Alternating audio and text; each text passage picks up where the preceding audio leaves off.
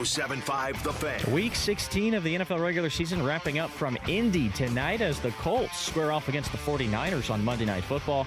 Coach Shane Steichen says quarterback Phillip Rivers should be more prepared in his second start since coming out of retirement. Now he's got a full week under his belt, being around the guys, just the different things you can do at the line of scrimmage will be good. So each week the game plan will obviously be different, but we're excited for this week. Indianapolis trying to keep its playoff hopes alive as a loss would drop their chances at securing a spot in the AFC wildcard significantly. San Francisco has already done that. Kickoff from Lucas Oil Stadium is at 8:15 Eastern. And the Indiana Pacers are now on a 4-game losing streak following their loss to the New Orleans Pelicans Saturday, 128-109. They trailed by as many as 23 at one point. Pascal Siakam leading the way with 22 points. The Pacers visit the Celtics tonight in Boston. For 93.5 and 107.5 The Fan, I'm Jarrett Lewis. From the DriveHubler.com studios, this is 93.5 and 107.5 The Fan. WIBC HD2, W298BB, WIBC HD3, W228CX, Indianapolis. Big hole for Jonathan Taylor. There he goes again. 50, 40, down the far sideline. He might do it again. 10, 5, touchdown. INDY. The Eastern Conference Championship has been captured by the Indiana Pacers. Alex Pillow wins the 109th Indianapolis 500. This is the Fan Morning Show with KB, JB, and Jeff. It is a Monday that feels like a Sunday that feels like a... We'll go through the whole week and be like, what day is today? Pretty much. Brew the coffee. James Boyd, not a big Joe drinker. You might need a cup or two or just REM sleep here at some point after the show, because 13 hours and 15 minutes from now, we'll have our first Monday Night Football game in this town in about 3 years. Indiana Knights, that is the jersey. I actually like the look. Adam Vinatieri on the anvil, Red Panda, part of the halftime show. We'll talk about it all today. Joe Buck going to join us here coming up at 9:15. You'll hear him on the call. And Ross Tucker, he is on the national radio broadcast tonight, Westwood One with Kevin Harlan, joining us at 8:30. Caleb Zuber, James Boyd, good morning to you, boys. Morning. It's good to be here, man. Exciting day. We'll see once this game gets started, but for right now, positive vibes. James, you have not yet seen Caleb Zuber today, correct? I have not. How the angle works in our new studio, James at the far end of the table just is blocked off from usually Mark Dykton, which is a good thing. Caleb right now looks like Jim Harbaugh in a post-game press conference in 1995. Okay. I got to take a look at this during the break. Sweatshirt, man. Is that a Monday Night Football Colts sweatshirt? Yes. 25-year anniversary of Monday Night Football on ABC Colts sweatshirt. So unbelievable. The hat, the chain, all of it. It looks like literally Jim Harbaugh at a post-game presser. Well, who's got it better than us? That's right. Amen to that. A million things to get to on this Monday morning. Safe travels all week long. I know it's certainly a busy time. The weather actually looks outstanding for this week. So that's good news on that front here.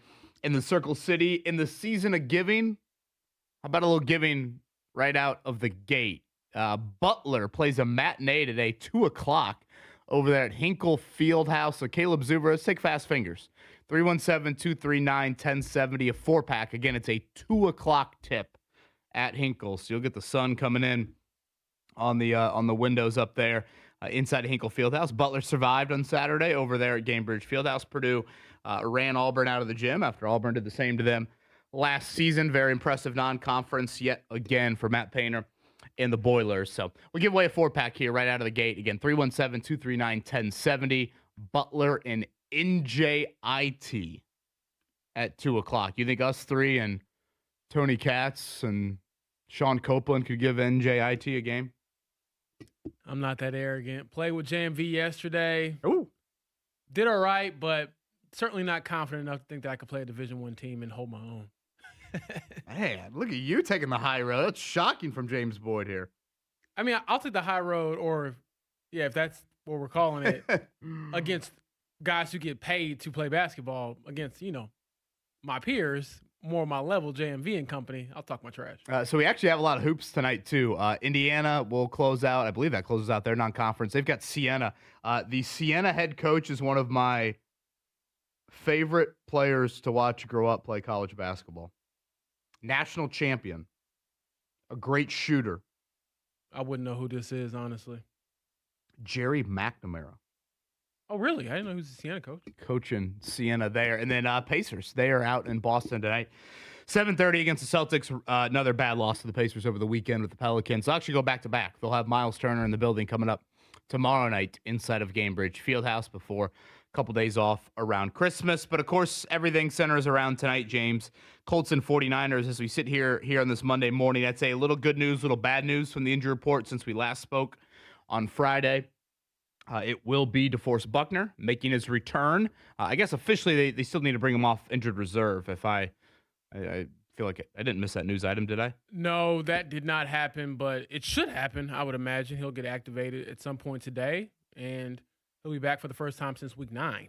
Bernard Ryman, though, is out, so we can get into some offensive line conversation here in a bit. I mentioned to you, I guess you guys maybe on Thursday, I thought there was a chance, or maybe it was Friday, I thought there was a chance they might musical chair it up on the offensive line a bit here. So something to keep an eye on for tonight without Bernard Ryman in the lineup. San Francisco does have a couple of notable injuries. And, I sit here on this Monday morning, James, and I said the same thing last Monday. We just went through a full slate of games on Sunday, and I don't know where the Colts got any help. I mean, Houston and Jacksonville and the Chargers and the Bills, all they're doing is winning, and all the Colts are doing is losing. Yeah, and I believe the Jaguars snapped the Broncos' 11-game winning streak.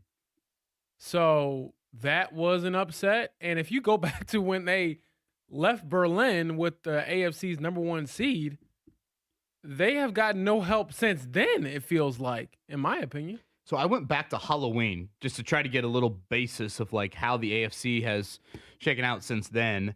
The Colts have won 1 game since Halloween. The Texans are 7-1. The Jags are also 7-1. And then if you go to the other teams right now in the wild card picture, the Chargers are 6-1. They beat the Cowboys yesterday, a game the Colts really could have used.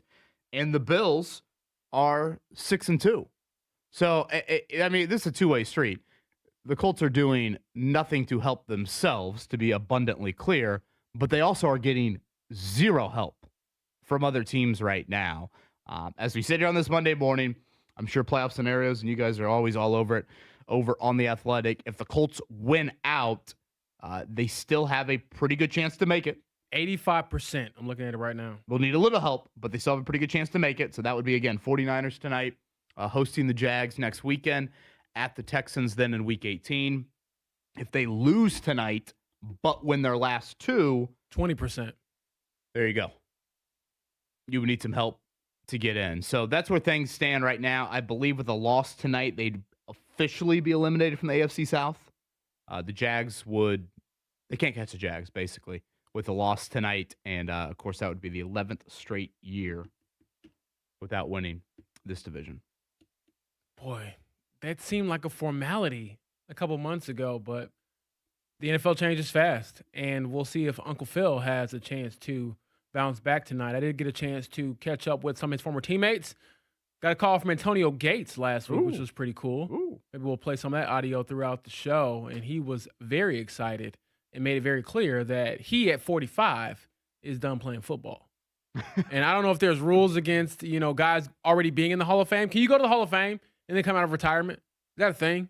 It's a possibility for Antonio Gates, possibly. Drop your bust in a Canton dumpster. Yeah, he was like, nah. But he did get into a lot of why he thinks Philip is doing this. So fascinating stuff and a great perspective from him and others that I talked to. So feel free to check that out. A lot of good stories in that one. Worked pretty hard on it, and it was good to hear from a lot of folks. Another one I talked to, Kevin, was Eric Weddle. Sure. Who did come out of retirement. Yeah, Ravens, and actually won right? the Super Bowl. Or Rams, maybe? Rams. And at the time, I believe he might have been 36 when he did it, but he was very candid about the emotions and the feelings and also the injury risk factor of doing something like this. If you are a fan of the Indiana Hoosiers and you play on New Year's Day, has your worry level increased or decreased after watching Alabama, Oklahoma Friday night? I think it depends on what kind of fan you are, because some fans are just always nervous, but I think it probably decreased. I don't know. I didn't feel like Alabama was a program, watching that entire game, that would really give me angst if I were an IU fan.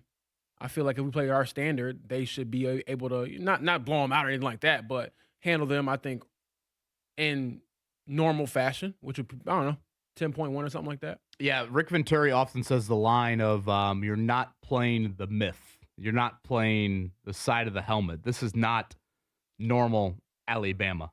Nah, this isn't Tua and Jalen Hurts and all those guys. No. And I think how they got back in that game was Oklahoma pissing down their leg. Yeah. It was the drop snap on the punt.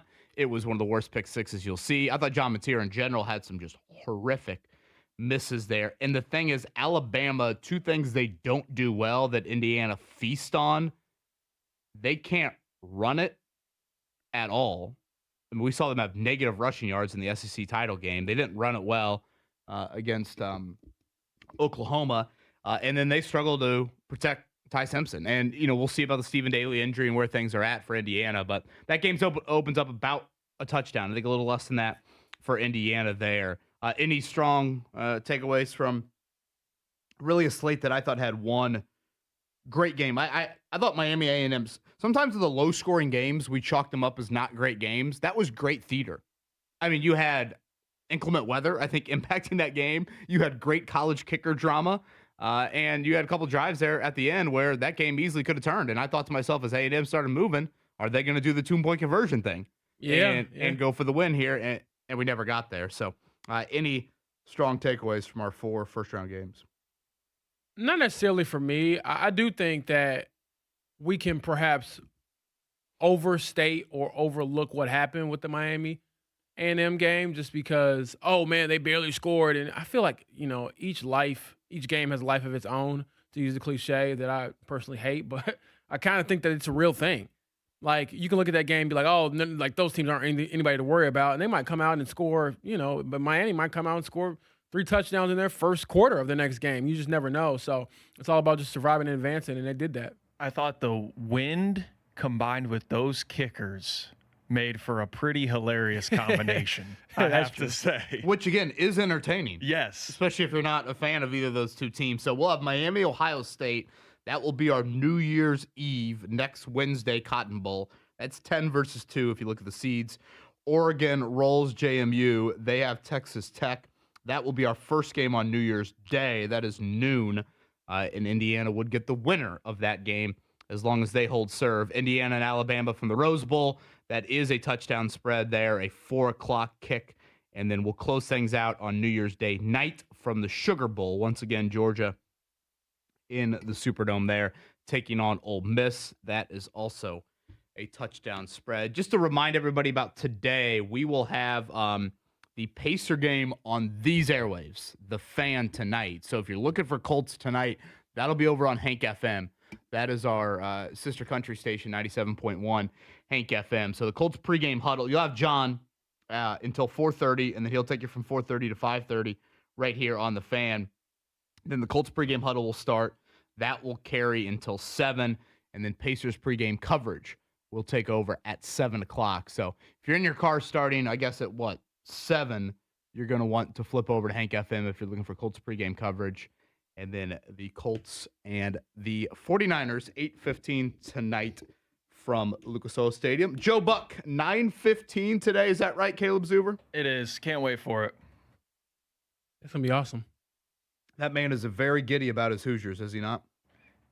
Is anybody not in the state right now? You should be. I like Buck and Aikman. I know people rip broadcasting crews like the sun rises from the east, but if you made me pick, I don't know. Tarico Collinsworth. Yeah, Collinsworth kind of bothers me a little bit. If I had to rank the 3, like the 3 big ones, I guess, Romo and Nance you'd throw in there, I would take this one, and I'm not just saying that because Joe Buck's on our show later today. I agree with you, Kevin, for the record. I mean, I'm a Buck and Aikman. How would you rank them? Would you rank Tarico and Collinsworth second, or would you go Nance and Romo? I'd probably go Nance and Romo because I just have that much respect for Jim Nance, but that's no disrespect to Collinsworth and Tarico. We're not used to these conversations because the Colts aren't usually playing in prime True. time. I was going to say, this is true. I feel like I'm so, chill when it comes to commentators. I really have, you have to be like terrible for me to be like, oh my God, like what am I listening to? Yeah. because I'm usually so into the game. Ball State announcer bad from YouTube back in the I day. mean, yeah, it had to be something like that. But it's funny when I hear a lot of the fans complain about that. And honestly, because of our jobs, Kevin, most of the time when I'm watching games or covering a game, I don't even hear the broadcast to begin with. So looking forward to hopefully getting a couple of, glimpses at the listen tonight. But for the most part, we'll be locking into what's happening right before our eyes at Lucas Oil. It is a rare Monday preview show for us here on the Fan Morning Show. Again, Ross Tucker, he's on the Westwood One National Call tonight with Kevin Harlan, who I do love, joining us at 8:30. Then, like we said, Joe Buck coming up at 9:15. Congrats to, was it Michael Caleb that I see? It is. Winning our Butler 4-pack for today. So that'll be over on Fuego coming up this afternoon. Butler and NJIT, 2 o'clock tip from Hinkle Fieldhouse. Kevin Bowe and James Boyd, Caleb Zuber coming at you. Thanks for starting this Christmas week with us here on The Fan. Some people just know you could save money on car insurance by checking Allstate first. So what are you waiting for? Check Allstate first for a quote today. You're in good hands with Allstate. This is James with Price Point Comfort Heating and Cooling. Out working during the holidays, I always love getting to customers' houses, they're baking, getting the free cookies or the cakes or things you're going to take home with you. Sometimes you're there helping somebody on Christmas Day and it becomes a benefit. My wife's like, "Oh, you had to work today," and I don't tell her about the case of cookies I got in the truck that I got while I was at Mrs. Jones's house. So we're here if you need us. You're part of our family. Price Point Comfort Heating and Cooling is your trusted local independent American Standard heating and air conditioning dealer. It's JMV for Indiana's Best. My friend Eric Wilson and Andy Moore Buick GMC, 131st and State Road 37. It's in Fishers. Check it out right now. The GMC Acadia, good for you, the family, and the friends of the family. Inventory, car buying experience, service after the sale, the absolute best. It's one-stop shopping. Ask for Eric Wilson and head to Andy Moore Buick GMC, 131st and State Road 37 in Fishers. Food insecurity is an urgent problem, one that impacts real Hoosiers. You can help today. Gleaners needs donations. Your contribution goes further with Gleaners. For every $10 you give, Gleaners leverages their resources to turn your $10 into $90 worth of groceries for families who desperately need help right now. Your gift benefits local community members, and every dollar counts. Gleaners also needs volunteers now to help with warehouse distribution. Go to gleaners.org and donate or get involved today. FIFA World Cup 2026 is coming soon, but your opportunity to be there starts now through an exclusive offer with an eligible Bank of America Visa credit card. For a limited time, become a new customized cash rewards or unlimited cash rewards Visa credit card holder, and you will be eligible for a chance to purchase FIFA World Cup 2026 tickets. Learn more at BofA.com/cardFWC26. What would you like the power to do? Bank of America, proud to be the official bank of FIFA World Cup 2026. Bank of America N.A. in partnership with Visa. Terms apply. Awards reserved. Hi, I'm Lexi, your friend and jeweler at Shane Company. If you're planning to propose this holiday, we're ready to make creating your engagement ring a warm, welcoming experience. At Shane Company, we're all about your style, your budget, your dream engagement ring. Explore the widest selection of diamonds and ring settings ready for you to see in person, or visit us at shaneco.com. You'll have your ring in days, not weeks. Our friendly jewelry consultants don't work on commission. There's never any pressure, just perfect proposals. Shane Company, your friend and jeweler. Progressive knows not all rides are smooth. Meet Peter. He loves his motorcycle. What he doesn't love is wind. Which is ironic, because wind is a big part of the whole wind-in-your-face motorcycle cliche. But nobody ever tells you how relentless a strong crosswind is, or the cliche wouldn't exist. Not every ride is smooth, but Progressive has your back. Get a quote to see if you can save with America's #1 motorcycle insurer. Progressive Casualty Insurance Company and affiliates. Not At available in AT&T, we guarantee our network, so you can talk college football with your BFF while taking Buster to the vet. Hey, yeah, I can't believe he ate the whole thing of chicken wings. And I can't believe we're staging a comeback. Touchdown! Yes! Staying connected matters. That's why in the rare event of a network outage, you'll automatically get a bill credit for a full day's service. For wireless downtime lasting 60 minutes or more caused by a single incident impacting 10 or more towers, must be connected to impacted tower at onset of outage. Restrictions and exclusions apply. See att.com/guarantee for full details. The Morning Checkdown on 93.5 and 107.5 The Fan. All right, 13 hours from now, we will have kicked off over at Lucas Oil Stadium. It is Colts, it is 49ers, Week 16, Monday Night Football. James Boyd, the latest on the Colts injury situation. The good news, let's start there. Big Buck back in the lineup. Yes, has not played since week 9 due to a neck injury. We'll see later tonight if there's any limitations with his return, meaning is he on a pitch count? I would assume probably, Kevin, but nevertheless, having him for some snaps rather than no snaps is still a big boost for the Colts. So again, we will see exactly, like James said, what the workload is for DeForest Buckner. No Sauce Gardner. He has yet to practice since getting hurt on November 30th, and the Colts ruled out officially Bernard Ryman yesterday. So it'll be their first time all season they've started a game without their left tackle. So they'll be down both tackles coming up tonight inside of Lucas Oil Stadium. San Francisco, they are down Ricky Pearsall, their top wideout, and their top corner also was ruled out over the weekend. So I would say, fairly notable injuries for both of these teams here in the immediacy of Week 16, not the injured reserve guys that obviously impact some things. So we'll continue to break it down.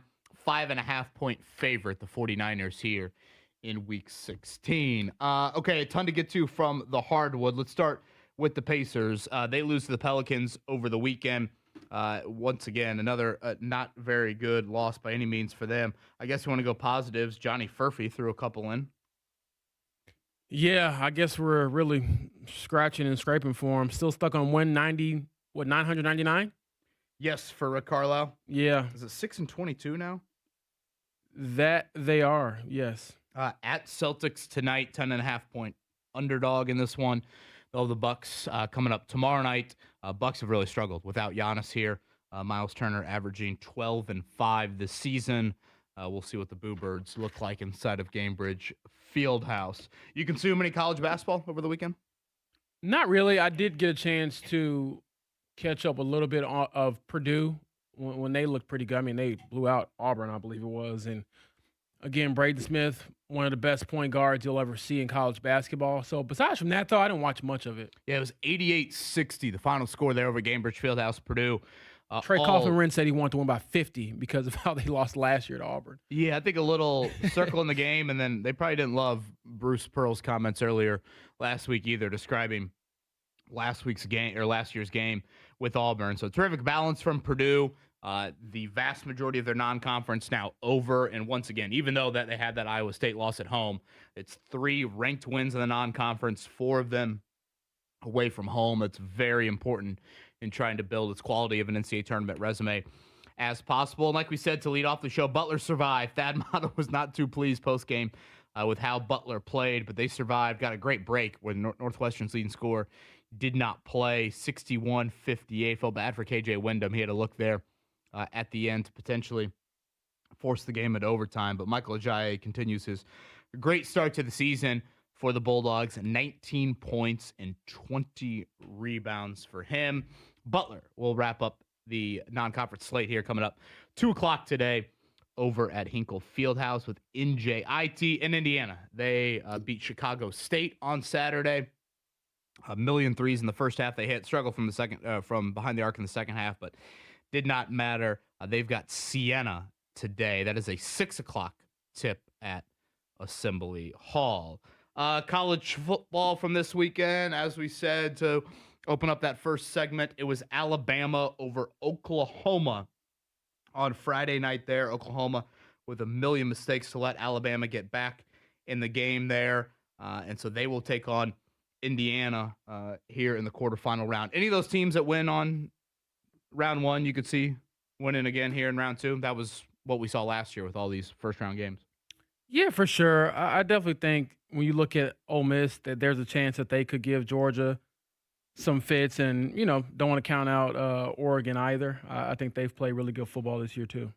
I think it's a little just different with the format because last year you had the 4 conference champions getting the bye, so that was Boise State and Arizona State. But no one in their right mind would have thought they'd be the top 4 teams. So I'm really looking forward to this quarterfinal because I do think you do get a lot of the good matchups, and I think Oregon-Texas Tech is going to be really fun. I know maybe people around here may not care about it that much, but I think it's going to be awesome. Well, it could be the winner for Indiana. Then very true.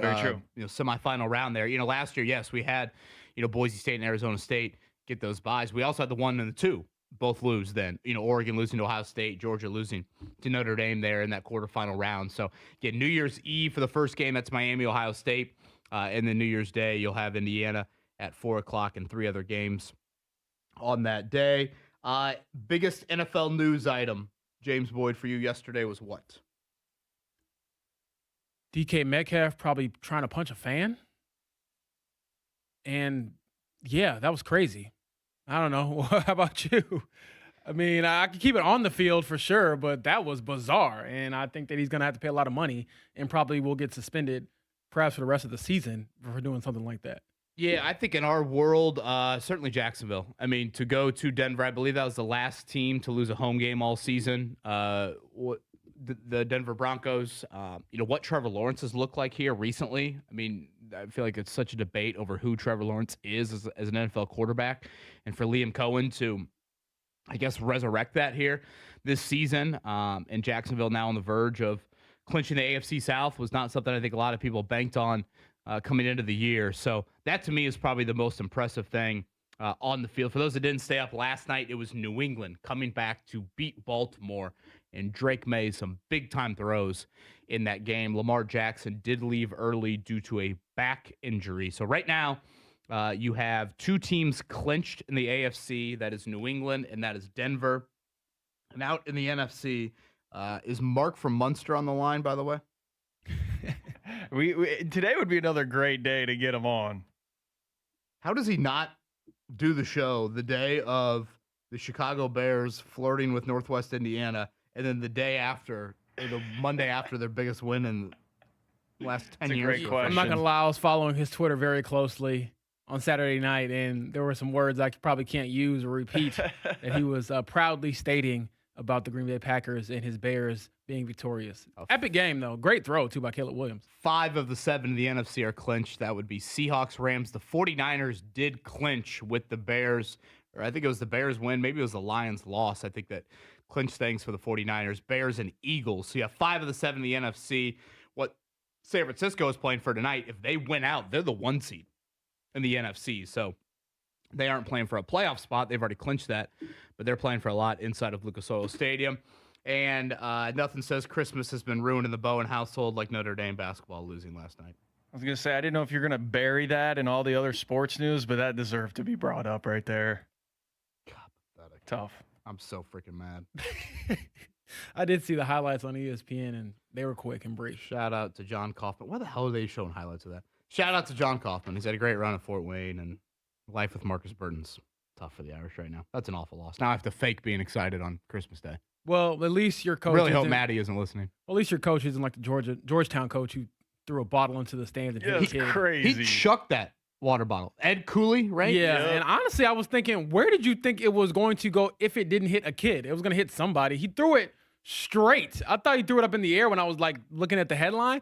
He threw it straight like it was like a curveball or something, or fastball down center plate. 1 game suspension for him? Yeah. More for him or more for DK Metcalf? Ooh. You think more for DK Metcalf? You think Metcalf the rest of the season? I think that's well, when we say the rest of the season, what is it, 2 games left or whatever? Well, aren't they going to make the playoffs? Well, I mean the rest of the regular season. Oh, okay. He might be sitting down. Yeah, but we'll see what happens. I just don't know what he could possibly say. And from the fans' perspective, I was actually reading this coming in, he apparently said that his trash talk was saying DK's full name, and DK doesn't like that. Sounds like Mark Boyle. Yeah, what is it, Timothy John? Yeah, and Metcalf left early, right? He did not stay to talk after the game to reporters. Yeah, I can imagine he probably doesn't want to answer anything. And in fairness to him, you probably can't get up there and do the Jamar Chase and lie and say you didn't do it. We all saw it. So just extremely dumb on his part, and he will certainly pay a hefty fine for it. We'll see if he loses. Boy, you want to talk about one of the big wins. That Pittsburgh team going up there to Detroit and getting that W. Wild ending we can get to as well here. On this Monday morning, again, Joe Buck going to join us here at 9:15. He's got the call tonight, of course, of Colts and 49ers on Monday Night Football. Ross Tucker, he'll have the national radio side of things. Enjoy our convos with Ross. He'll join us coming up at 8:30. Much more on the Colts to 49ers. Where is the injury situation? Is there anything lingering after Anthony Richardson did practice all last week? We'll hit it all next. Fan Morning Show here on a Monday. Soccer Saturday featuring Indy 11. If this is your football, this is your show. Saturday at 9 on The Fan. Get ready to hoop. It's back. Time to try your skills at the Ale Emporium in Castleton, Tuesday, December 23rd, with the fans' very own Jake Query from 5 to 7 p.m. with Michelob Ultra's Mini Hoops Challenge. Michelob Ultra Mini Hoops Challenge gives you a chance to win a Michelob Ultra basketball jersey and punch your ticket to the Mini Hoops Finals, where a trip to see Indiana versus Milwaukee in Milwaukee on February 6th is on the line, complete with a hotel gift card and $100 Visa gift card. Visit 1075thefan.com today to see all the locations and details. It's Terry Stacy for Cynthia's Hallmark, and this Christmas, give her something she'll treasure forever. The most sought-after jewelry in the country, E. Newton. Timeless, elegant, and designed for everyday wear. And don't forget the classic Ronaldo bracelets, hand-wired with care in New Albany, Indiana, and these gifts are gifts she will truly love. E. Newton and Ronaldo are available only at Cynthia's Hallmark in Greenfield, and if you're looking for relaxation as a gift, explore the Lemon Lavender Collection. Pampering spa day favorites, perfect for anyone who could use a little comfort this season. And you've got to feel the lavender-scented Warm Pals. They're gently weighted, warm or cool, and designed to give that soothing hug-like feeling. Gifts that fit every budget for every person on your list. You'll find just the right presents at Cynthia's Hallmark, including gift cards. Make your holiday giving meaningful, memorable, and magical. Shop locally owned Cynthia's Hallmark, celebrating 40 years. 116th and Allisonville Road, 96th and Lantern Road, 116th and Brook School Road, and in Greenfield. Dan owed an unbelievable amount of money to the IRS. I got behind on my taxes. It's a horrible feeling. He was in denial. And when I got those letters from the IRS, you wanted to act like they didn't exist. Finally, Dan turned to Optima Tax Relief, the leading tax resolution firm. A-plus rated by the Better Business Bureau, they've resolved over $1 billion for their clients. Optima got me a settlement with the IRS. These people are really people-friendly. It was every bit of a new lease on life for me. The fast action and the great results made Dan's head spin. I felt like I was in a dream, but it's real, and I have paperwork to prove it. They got the job done, and life is good. For tax help you can trust, call Optima now for a free consultation. If you're worried about what's going to happen with the IRS, stop worrying. Make the call now. Call 800-354-2840. 800-354-2840. 800-354-2840. Optima Tax Relief. Testimonial from an actual client. Some restrictions apply. For complete details, please visit OptimaTaxRelief.com. Hi, I'm Andy, your friend and jeweler at Shane Company. As a product development manager, I make sure every piece of fine jewelry at Shane Company is meticulously designed for quality. From 14-karat gold chains, pearl necklaces, diamond studs, and of course, dream engagement rings. We know you can get your holiday gifts anywhere these days, but knowing your loved one's gift was crafted by master jewelers? It's a difference everyone can see and feel, no matter the price. All of our fine jewelry begins with a vision by our in-house designers. Then, we ensure each piece meets our high-quality standards every step of the way, including the smallest details. It's why our jewelry comes with our all-inclusive, free lifetime warranty that covers everything and doesn't cost a dime. At Shane Company, there's no shortcuts, just craftsmanship. Because a friend wants your fine jewelry to be nothing short of perfect. Come see for yourself. Visit us in-store or at shaneco.com. Shane Company, your friend and jeweler. This year, make Christmas cash with Farnsworth Metal Recycling. Ray's Demolition and Farnsworth Metal Recycling, family owned in Indy for 3 generations, are names you know and trust. Bring in your scrap aluminum, steel, copper, or brass and turn it into holiday spending money. Whether you're decking the halls, buying gifts, or just want a little extra jingle in your pocket, cash is king at Farnsworth. Farnsworth Metal Recycling, a familiar face in Indy.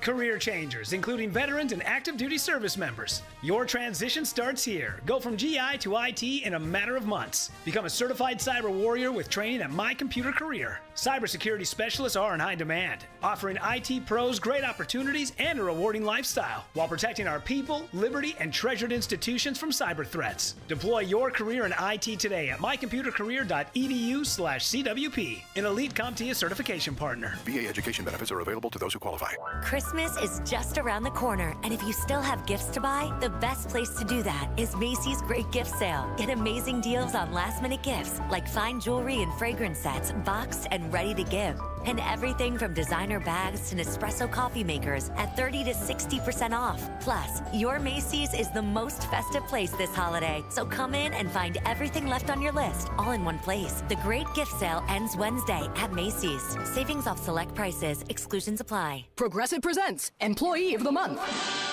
Small Business Edition. Today's recipient from Lucky Larry's Landscaping, Larry! Larry saved his business money with a quick commercial auto quote from Progressive. Does it help he's his own marketing manager, accountant, executive assistant, and never been late? Technically, yes, but saving really put him over the edge. So, Larry, give Larry a round of applause. Be your own Larry. See if you could save in as little as 8 minutes at ProgressiveCommercial.com. Progressive Casualty Insurance Company and Affiliates. Individuals and businesses with tax problems, listen carefully. If you owe over $10,000 in back taxes or have unfiled tax returns, U.S. Tax Shield can help you take back control. The IRS can seize your bank accounts, garnish your paycheck, close your business, and file criminal charges. Our team of tax attorneys can stop collections and get you protected. U.S. Tax Shield offers a price protection guaranteed quote to get you protected today. U.S. Tax Shield is A+ rated with the BBB, so call 800-494-6139. U.S. Tax Shield, 800-494-6139.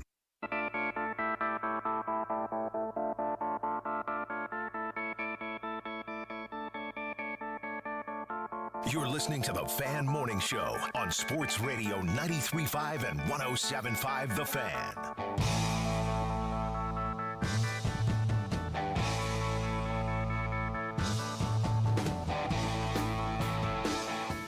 Are they going to make Phillip Rivers run to the 50-yard line tonight out of the tunnel? I wish they would do it to this song. We would have to push kickoff back till 8:16 if they do that. I'm trying to think, did they make Daniel Jones they made him do it? They made him hurt. It was painful to watch Daniel Jones run to the 50-yard line. I thought Blue was going to have to pick him up halfway there and carry him. Going to pull a hammy. The rest of the way. But it's got to be the offense announced, right? You got to have the Phillip Rivers cheer, don't you? Well, but what about D-Buck? Yeah, that ain't. No, that not ain't good enough, brother. That ain't Rivers. I mean, there's a lot of people in the building last night or tonight that I think just want to see that movie. Yeah. Now, again, there are a lot of people probably fed up with how the playoff standings look. And once again, we sit here on this Monday morning. The Colts continue to get no help whatsoever. They're not doing their part. Let me be very clear on that. But they're getting no help from an AFC playoff picture. So they'll try to. They don't technically have to win tonight, as crazy as that sounds. They have to win their last two games. There is no playoff scenario in which the Colts get into the dance without winning their last two. That would be Jacksonville next Sunday in their home finale, and then at Houston Week 18. But it will be Colts. It will be 49ers tonight inside of Lucas Oil Stadium. James, biggest key, on field, what your biggest concern with San Francisco would be what? How do you contain Christian McCaffrey, especially knowing that they like to get him out in space, and quite frankly, the Colts linebackers can't cover. And if you line him up against Zaire Franklin or Jermaine Pratt, that's curtains. So how do you counter that? How do you help with that? Do we see, I don't know, a little bit of more Jalen Jones if you go a little dime package and you're having him trying to contain Christian McCaffrey out of the backfield? So I guess that's my biggest thing is, their bread and butter is that dude, and he might even be a Hall of Famer someday. So you can't let the potential Hall of Famer be the reason they go on and win this game. Force other guys to beat you. Yeah, they'll be without their top wideout. Ricky Pearsall did not or was ruled out yesterday. So when you look at their weapons, obviously Christian McCaffrey speaks for himself in his versatility. But, I'd throw George Kittle into that mix just, from a tight end standpoint. We've seen the Colts have some issues with tight ends this season. And those two are already, extremely popular weapons for Brock Purdy. But how the Colts try and corral those two, because they both, at their individual positions, they're arguably the best players, first off, in the entire league. And then I'd also throw out there, they're just great once they get the ball in their hands in different ways. I touched on it Friday. I'll never forget watching Christian McCaffrey at joint practices up at Grand Park with the Panthers and thinking, I've never seen an athlete move like that. Just how fluid, how seamless he was, lateral quickness, straight line quickness, all of it. And really with San Francisco's injuries, he has been probably the one key guy that's been healthy throughout all of this. Which is so crazy. Because he's the one that's usually hurt. Yeah. But, Nick Bosa and Fred Warner season-ending injuries, and Kittle missed over a month, and Purdy missed over a month, and wide receiver position has been really ravaged due to injuries, and yet San Francisco, if they went out, they are the 1 seed of the NFC, which is crazy. Yeah, I mean, this is the time of the year where I don't know how you and Caleb feel, but I feel like I'm in like finals class, and I'm just not quite sure what's going on with the tests and what I need to pass or what I need to get a A or a B, because I feel like every day it gets updated. Okay, if this team beats this team and you carry the one over here and you get the square root of this, then you're in the playoffs. That's how I feel with these conversations. So for the Colts' sake, I just know that you have to win, and that usually helps you. Yeah, that's what they haven't done the past how many years is take care of their own business, James. fair And so enough. we're always taking the toughest exams because the Colts never take care of their own stuff. This is true. Honestly, that's a very good analogy that Caleb just brought up. Yeah, if you don't do what you're supposed to do for Don't do the your first homework. 75% of the semester, Kevin, you are a teacher/professor. You know those kids that come around like, hey, could you round me up to this? Man, you had all semester to get that figured out. Yeah, I guess just to throw out like the update on playoff situations,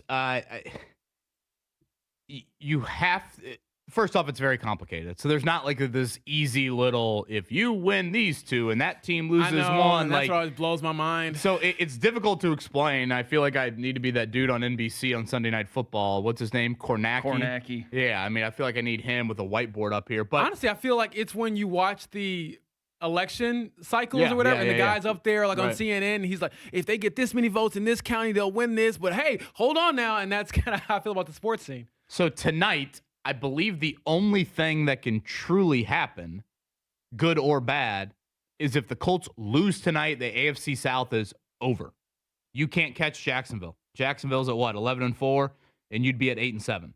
So you can't get to Jacksonville with a loss tonight. So that would be whatever it is, 11 straight seasons without a division title. If you win tonight, you still have to win the last two to have a chance. That's probably another consistent comment we can make throughout the day today and even tomorrow from a playoff standings update. You have to win the last two to have a chance at the postseason. There's no scenario where you can split with Jacksonville and Houston. A lot of people have brought up, okay, how can the Houston thing work?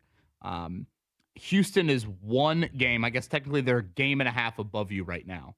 If you were to finish with the same record with Houston, that means you would beat them week 18 down there.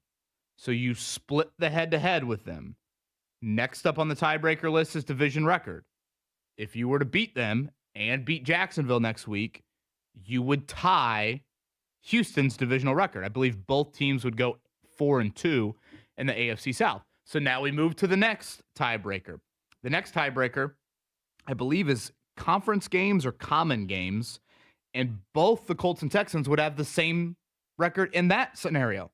So, James, we'd go all the way down to the tiebreaker that would be strength of victory, which I want to jump out of the second story window trying to pen and paper it with strength of victory. So, correct me if I'm wrong, but that means the Colts would be cheering for the likes of Denver to continue to win, the Chargers to continue to win.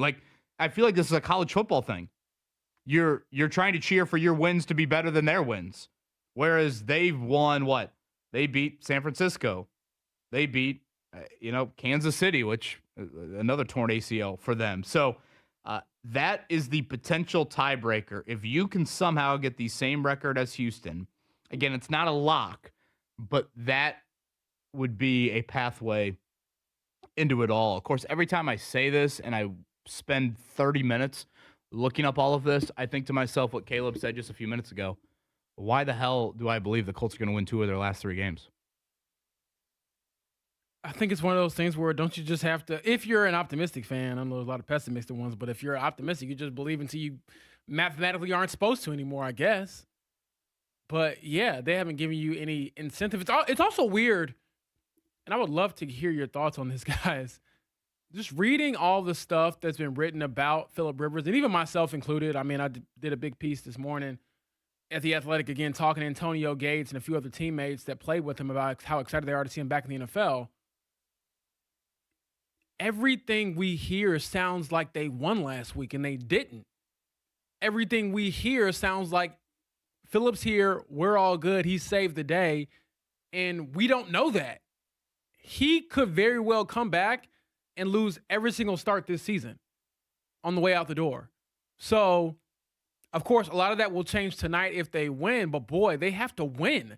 And it just hasn't felt like that narrative-wise, at least nationally, I'll say, because I feel like the Colts fans are always the ones kind of reminding me, like, wait a minute, James, they haven't won since, before the season's changed. I'm a big believer in national TV games really changing the narrative.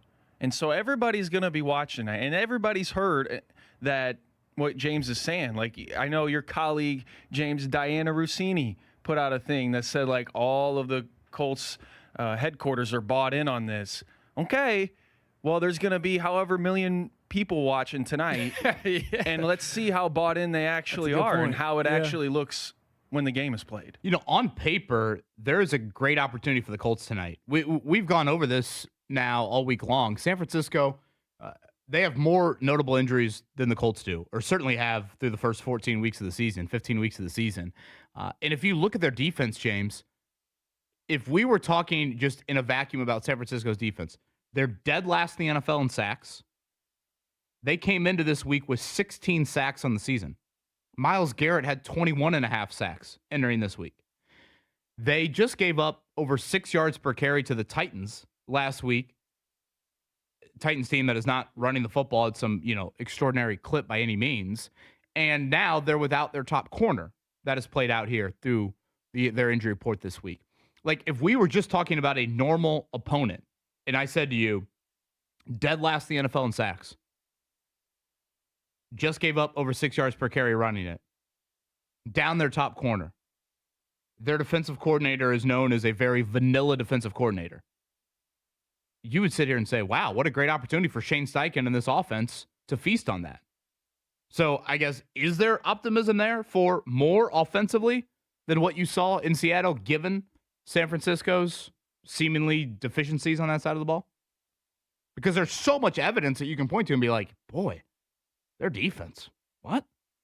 Like, the Colts should be able to move it tonight and should be able to put up points. But the question is this Colts offense different with Phillip Rivers? Is there more there? Because the Colts are bullish. The Colts are adamant that they can get to more, particularly in the passing game.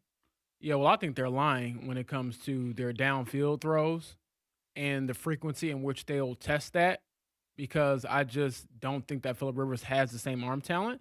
Now, how do you shut up the liars or people who think you're lying? You go out there and do it. So we'll see what that looks like tonight. And I go back to the Seattle game for this reason.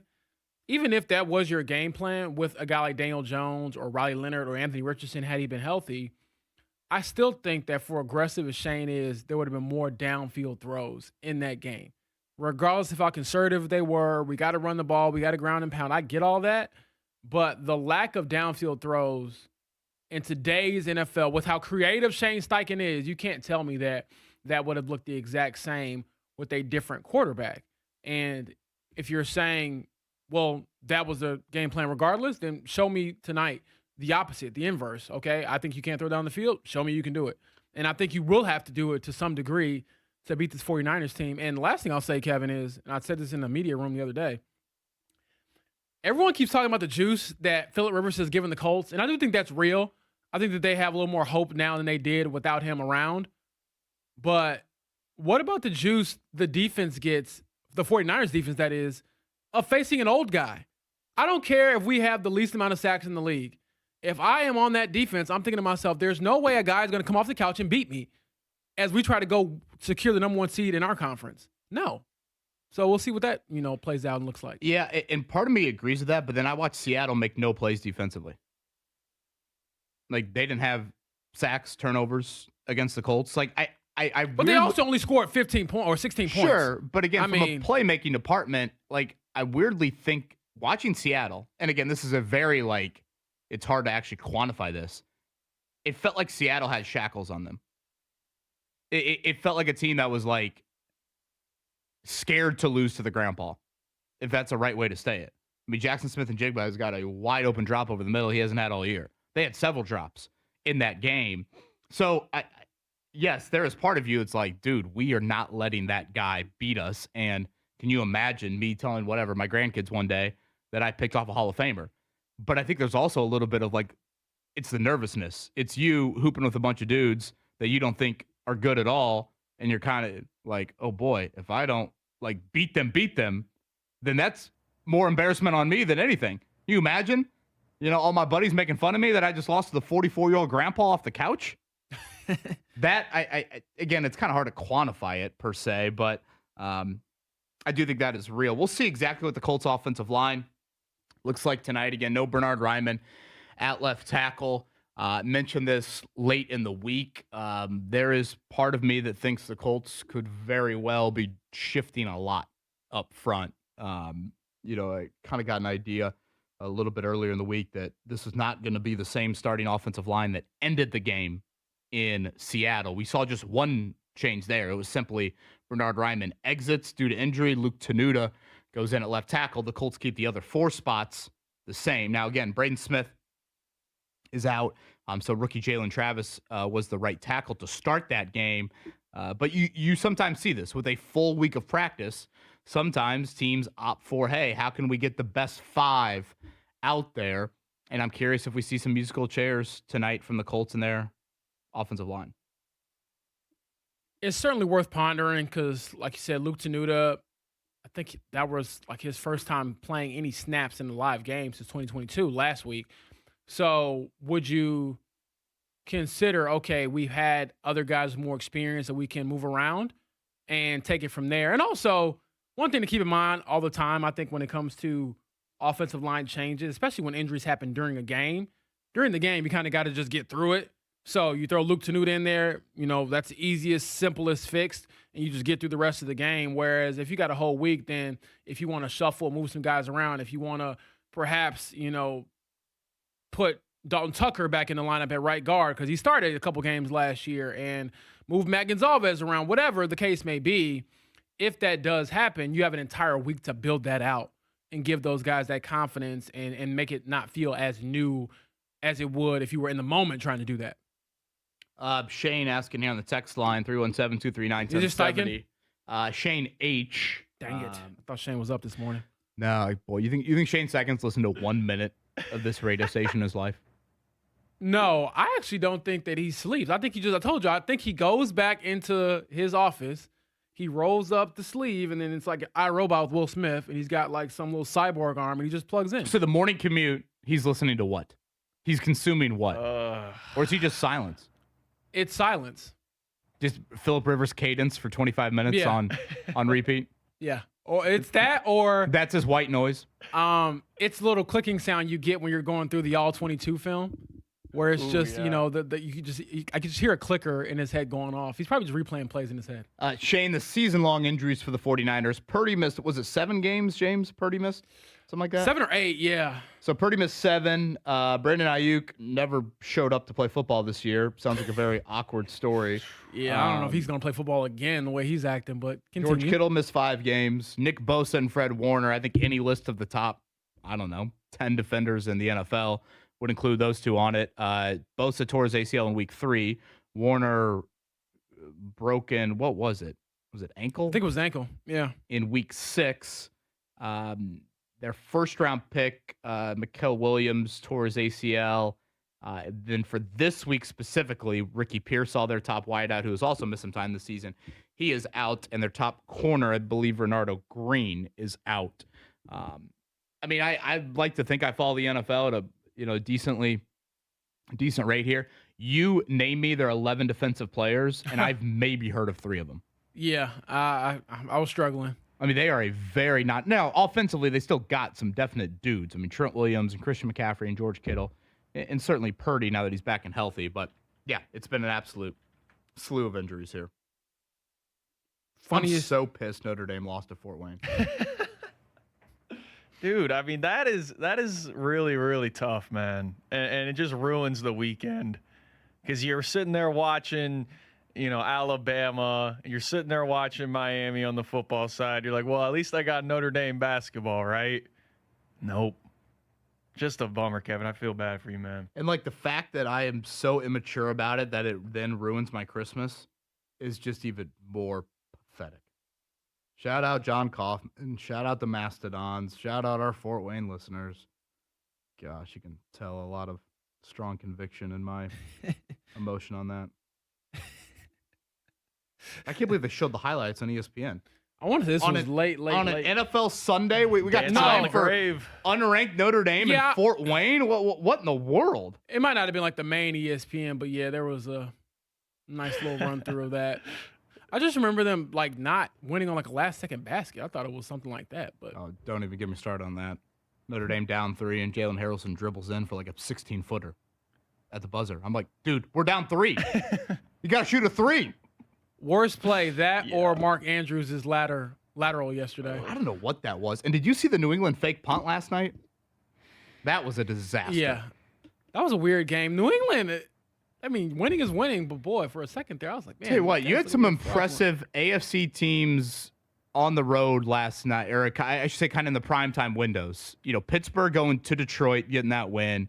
And then I thought New England coming back to beating Baltimore. I mean, I know that, Lamar Jackson got hurt, for those that missed it, late first half there. But they were down 2 scores in the fourth quarter. Drake May made some throws there that...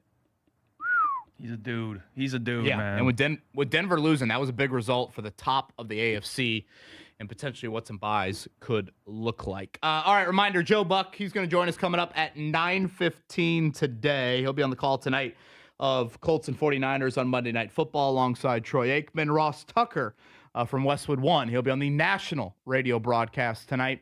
He'll join us at 8:30. Much more previewing Colts and 49ers. What to make of week 1 of Anthony Richardson's return to practice. We'll hit on that as well. Fan Morning Show, thank you for starting your Christmas week with us right here. It's Kevin Bowe and James Boyd and Caleb Zuber. The Ride with JMV. The one criticism that you have about, you didn't prepare. Nobody was talking about wanting to prepare with the backup quarterback earlier this year. I know some of you are going to say, Daniel Jones does have a history with the Giants of an injury. Maybe you should have had somebody else on the ready. Well, they did have somebody else on the ready until he about popped his eyeball out trying to stretch before a game, and now he's no longer on the ready. The Ride with JMV. Weekdays 3 to 6. On 93.5 and 107.5. The Fan. Ever wanted to try an Olympic and Paralympic sport? Try fencing. It's fast, safe, and easy to start. Find a beginner class near you at usafencing.org/tryfencing. It happens every holiday. Food comas, piles of wrapping paper, Uncle Harold's asleep in the recliner. It's only $5.45. But then, Cousin John rolls in with holiday scratch-offs from the Hoosier Lottery. Starting at just $1, they're the perfect gift for making the most of the one time of year all 30 cousins are gathered together in one living room. Unwrap instant fun with holiday scratch-offs. Hoosier Lottery, champions of play. Must be 18 or older to play. Gift responsibly. This is Jim with Jim's Heating and Air Conditioning. If you need help in Boone County or Hamilton County, give us a call. Just go to jimsheating-air.com. Jim's Heating and Air Conditioning is your trusted local independent American Standard air dealer. It's JMV for Indiana's best. My friend Eric Wilson and Andy Moore Buick GMC, 131st and State Road 37. It's in Fishers. Check it out right now. The GMC Acadia, good for you, the family, and the friends of the family. Inventory, car buying experience, service after the sale, the absolute best. It's one-stop shopping. Ask for Eric Wilson and head to Andy Moore Buick GMC, 131st and State Road 37 in Fishers.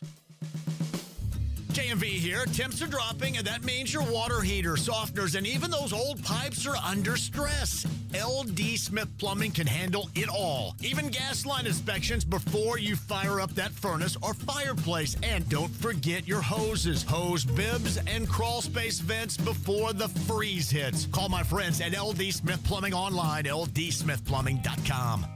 LD Smith Plumbing. A dirty, stinking honest. It's Terry Stacy for Cynthia's Hallmark, and this Christmas, give her something she'll treasure forever. The most sought-after jewelry in the country, E. Newton. Timeless, elegant, and designed for everyday wear. And don't forget the classic Ronaldo bracelets, hand-wired with care in New Albany, Indiana, and these gifts are gifts she will truly love. E. Newton and Ronaldo are available only at Cynthia's Hallmark in Greenfield, and if you're looking for relaxation as a gift, explore the Lemon Lavender Collection. Pampering spa day favorites, perfect for anyone who could use a little comfort this season. And you've got to feel the lavender-scented Warm Pals. They're gently weighted, warm or cool, and designed to give that soothing hug-like feeling. Gifts that fit every budget for every person on your list. You'll find just the right presents at Cynthia's Hallmark, including gift cards. Make your holiday giving meaningful, memorable, and magical. Shop locally owned Cynthia's Hallmark, celebrating 40 years. 116th and Allisonville Road, 96th and Lantern Road, 116th and Brook School Road, and in Greenfield. Hi, I'm Lexi, your friend and jeweler at Shane Company.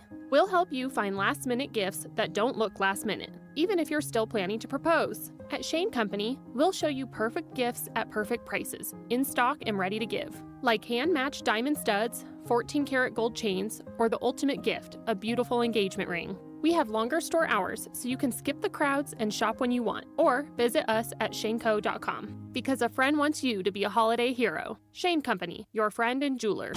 The Fan cares, and if you or someone you care about needs food assistance, we have resources for you, including food distribution locations with an interactive map. Also, learn how you can make a difference for friends and neighbors in need, all at 1075thefan.com. FIFA World Cup 2026 is coming soon, but your opportunity to be there starts now through an exclusive offer with an eligible Bank of America Visa credit card. For a limited time, become a new customized cash rewards or unlimited cash rewards Visa credit card holder, and you will be eligible for a chance to purchase FIFA World Cup 2026 tickets. Learn more at BofA.com/cardFWC26. What would you like the power to do?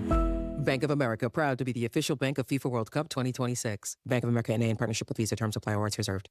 This college football season, show your school spirit every time you pay. Introducing college-branded Venmo debit cards. Rep your team on and off the field with custom school designs that let everyone know who you root for. Whether you're tailgating, grabbing snacks for the watch party, or celebrating a win, you can unlock 15% cash back at ESPN. 1 free year of Perplexity Pro and more. This college football season, score more with the Venmo debit card. Get yours now in the Venmo app. Learn more at venmo.com/collegecard. Max cashback varies. Terms apply. The Venmo MasterCard is issued by the Bancorp Bank. From the TribeHubler.com studios, this is 93.5 and 107.5 The Fan. WIBC HD2, HD3, Indianapolis. The Cal Bears face the Hawaii Rainbow Warriors in the Hawaii Bowl. Wednesday night at 7:30 on 93.5 and 107.5 The Fan.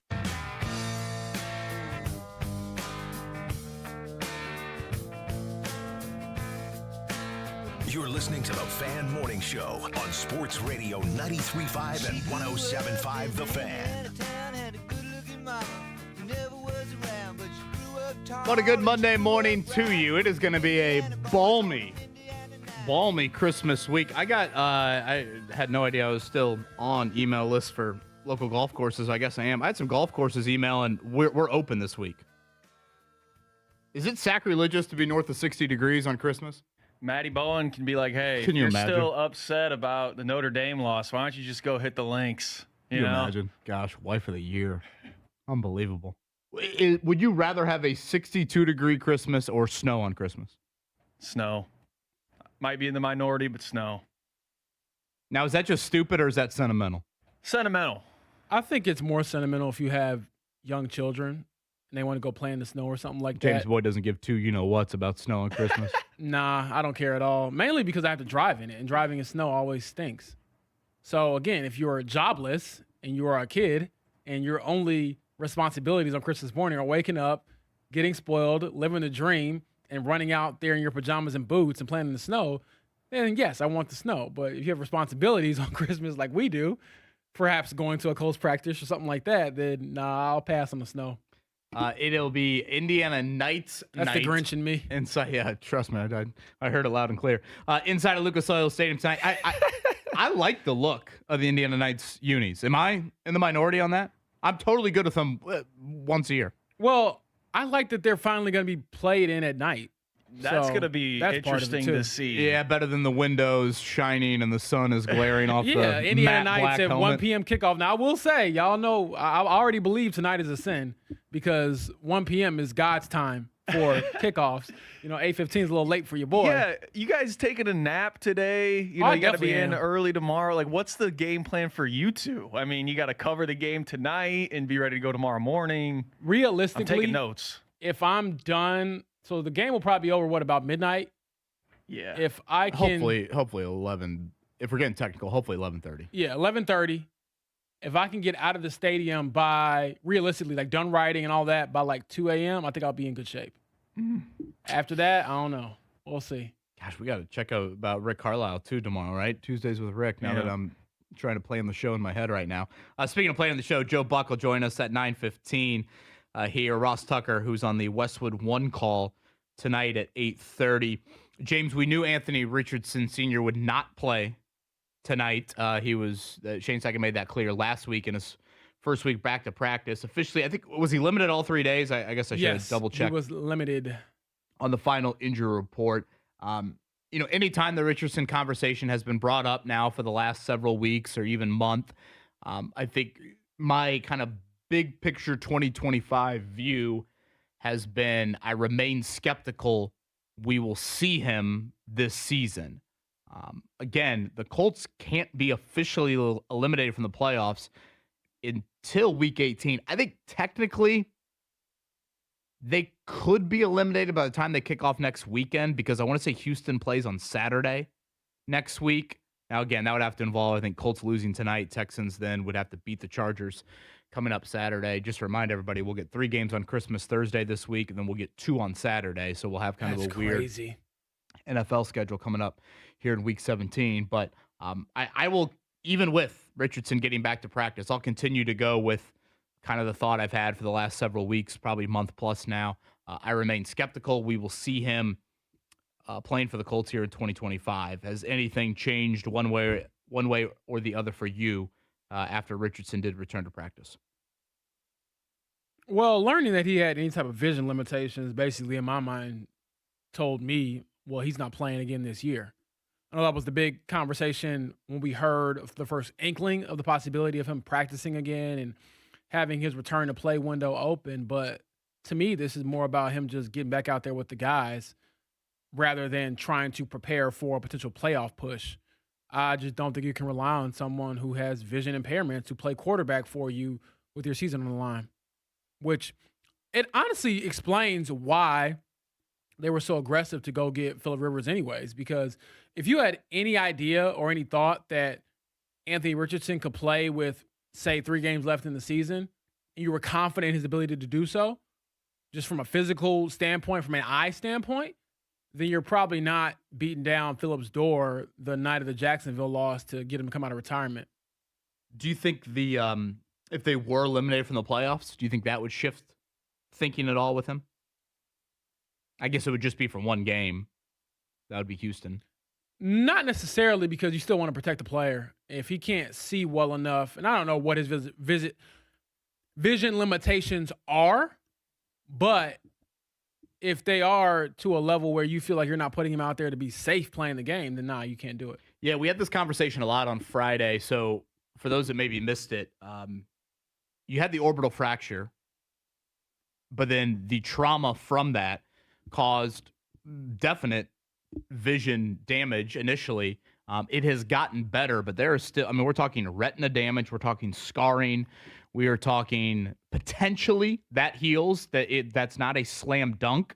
And I don't think the belief is it necessarily heals in the next week or so. I think it's more of a 2026. So the thought with Richardson right now is how can he manage it?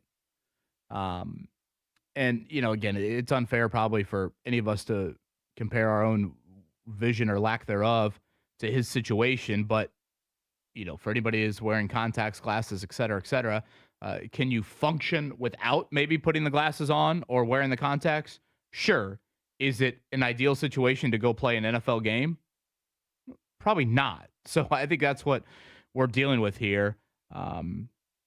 And, if you want to get technical, it's in the right eye, which he's a right-handed quarterback. So from a peripheral vision standpoint, you'd probably prefer that than the left eye, from his blind side. But still, I'm thinking Rivers tonight, Rivers Sunday, and if you were eliminated, maybe Riley Leonard week 18.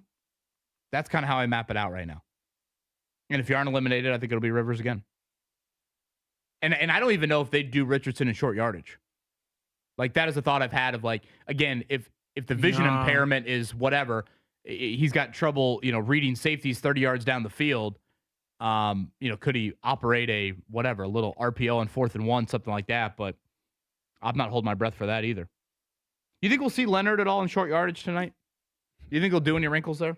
Nah, I don't think so, to be honest with you. I think their wrinkles will be involving Tyler Warren before involving Riley Leonard. Yeah, I think the Steelers have been very popular with that. We saw them do that a couple times. Aaron Rodgers giving zero you-know-whats when he's standing behind the old Steelers tush-push there. Boy, how about Mike Tomlin once again? Every single year. Doesn't matter who their quarterback is. And I watched Rodgers a little bit yesterday. He definitely has more in the right arm than Rivers does. But late in the first half, did you see the Kenneth Gainwell touchdown? Just like the wild, did he catch it? And then he gets up and he scores. That is a question I have with Rivers tonight. Can you attempt a few of those? Which, again, when you throw them, you're kind of like, well, here's a hope and a prayer. But the hope and the prayer works more often than not, I feel like, in the NFL. It certainly works when you target Alec Pierce. And if you're facing a 49ers team that is dead last in the NFL in sacks, down their top corner, can you throw one? And again, I don't know if Rivers can do this, but I think the Colts feel like he can. Can you throw one, 20 yards, 30 yards down the field?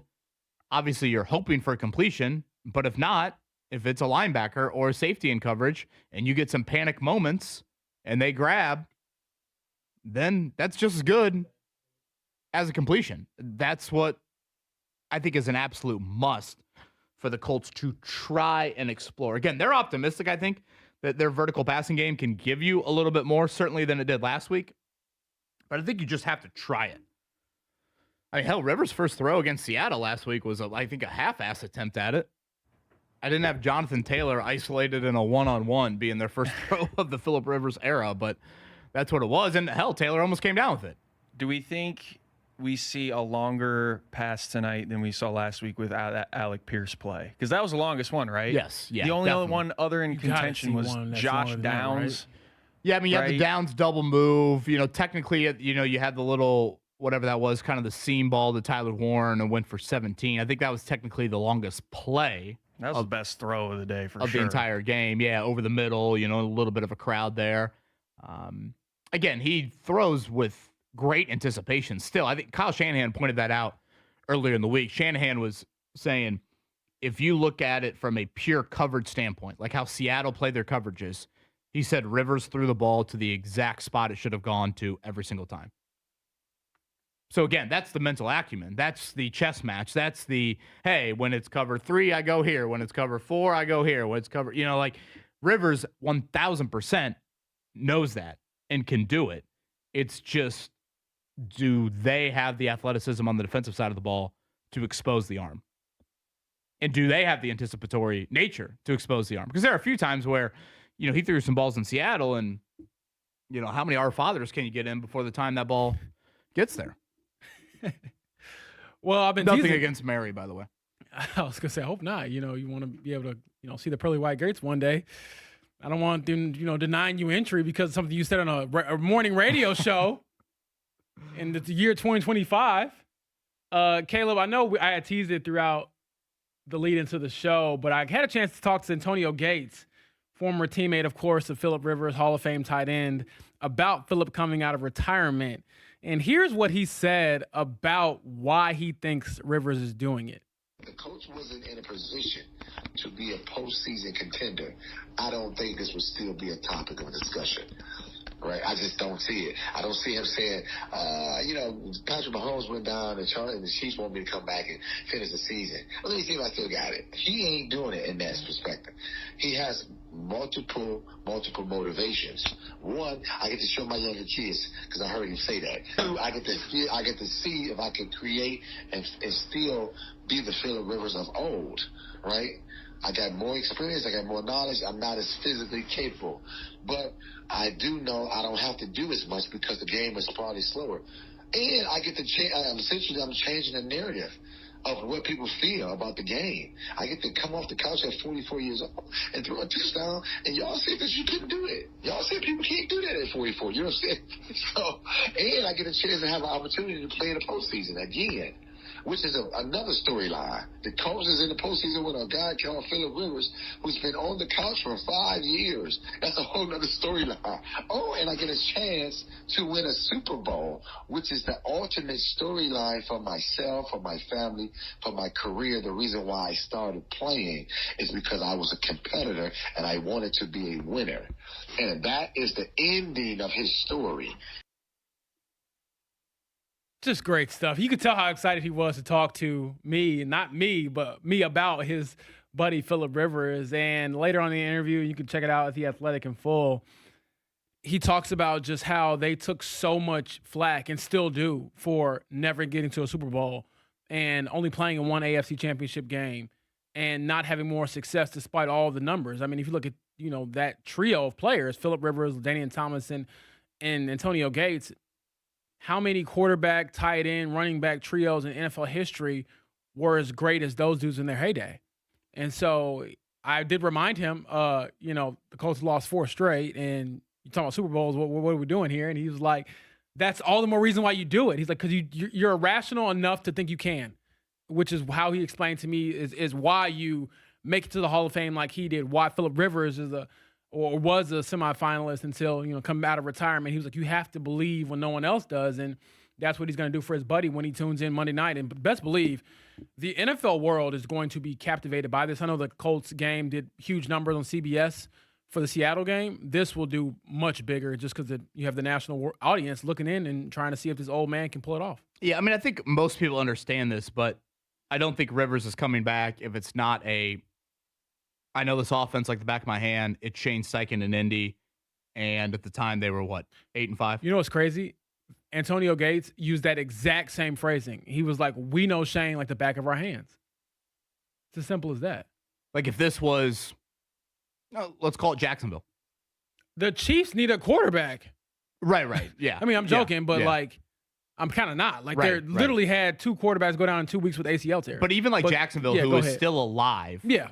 I don't think necessarily Rivers A would have done it. B would have. Maybe Liam Cohen isn't necessarily doing that. So again, Phillip Rivers and Riley Leonard. That's your QB1 and QB2 for tonight. We've reiterated this throughout the show, but it's pretty amazing. And to be clear, the Colts have not done their part. But if you go back and I just threw out the date of Halloween, where things really started to shift. For the Colts in their playoff standings. Since that date, the Colts have won 1 game since Halloween. The Texans are 7-1. The Jags are 7-1. The Chargers are 6-1. And the Bills are 6-2. And I pull out those teams because right now in the wild card standings, the 3 wild card teams are Chargers, Bills, Texans. And the AFC South leader is Jacksonville.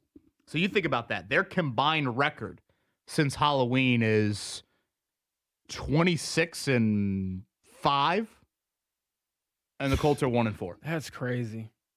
So how did you go from 90% chance to make it to now wherever you're at today? Well, twofold. You haven't done your part, and no one else is holding the door for you. Like usually one team is helping you hold the door. One team's like, maybe you have a shot here.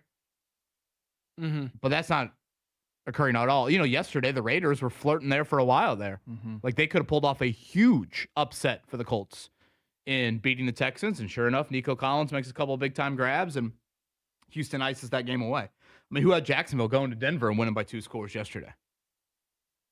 And that was probably the best result of the week. Right. It's It's remarkable how all of this is unfolded, and boy, there's so many tentacles to it where you can point in different directions. But bottom line is tonight's game is huge, as is the last three, and you pretty much need to win all three of them to have a chance to get into the playoffs. 24 hours from now, it's Colts and Niners. Ross Tucker from Westwood One going to join us on the other side. Caleb, let's check it down. The Morning Checkdown on 93.5 and 107.5 The Fan. All right, James Boyd, final injury report. We know no Sauce Gardner. We know no Bernard Ryman, but DeForest Buckner's first game back in over a month. He is a game wrecker, and you welcome him back with open arms because your defensive line certainly needs it. And we'll see about the pitch count for him, but he'll see his former team coming up tonight after that stay on injured reserve. Look for that roster move officially coming up later today. San Francisco without their top wideout, and Ricky Pearsall, their top corner. Also a surprise inactive here coming up for tonight. Speaking of tonight, if you want to watch little hoops before the Pacers or before the Colts, you can with the Pacers. You've got Pacers Celtics 7:30 from out in Boston. Pacers will then come back home tomorrow night. They'll take on the Bucks. That is Miles Turner's second game back here, his final game back here this season.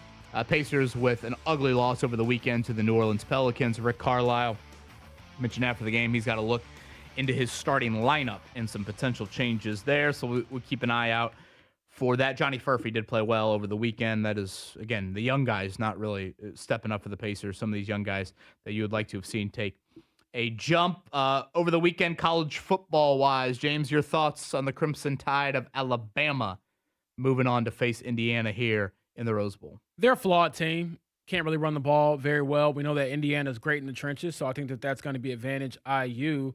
And I get that they're not the same Alabama, but the idea of knocking off that program to advance further in the college football playoff is something that just seemed unfathomable, 2 years ago. And here we are with this possibility right in front of us. I feel like it's fallen off a cliff for Alabama is that Ryan Williams, the wideout. Yeah, he was in the conversation with Jeremiah Smith. Right. And now they throw it to him, and I'm like, that's a liability, throwing the ball.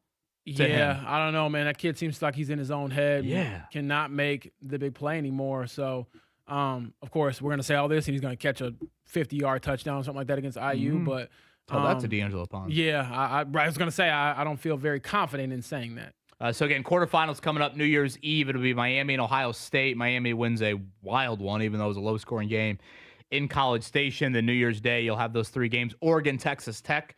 That'll be noon from the Orange Bowl, Indiana and Alabama. And then the nightcap will be Ole Miss and Georgia from the Sugar Bowl. College basketball from over the weekend. Purdue, once again, a very impressive non-conference resume. They add to it as they blow Auburn out of Gainbridge Fieldhouse. Great balance. Braden Smith, once again, dazzling the stat sheet. And I love me some C.J. Cox. I just... Every time I watch Purdue, I watch Cox, I think that is the Andrew Nemhard. When everyone's healthy for the Pacers, that is the type of role he fills. Purdue got some nice minutes off the bench from Jakari Harris and Jack Benter.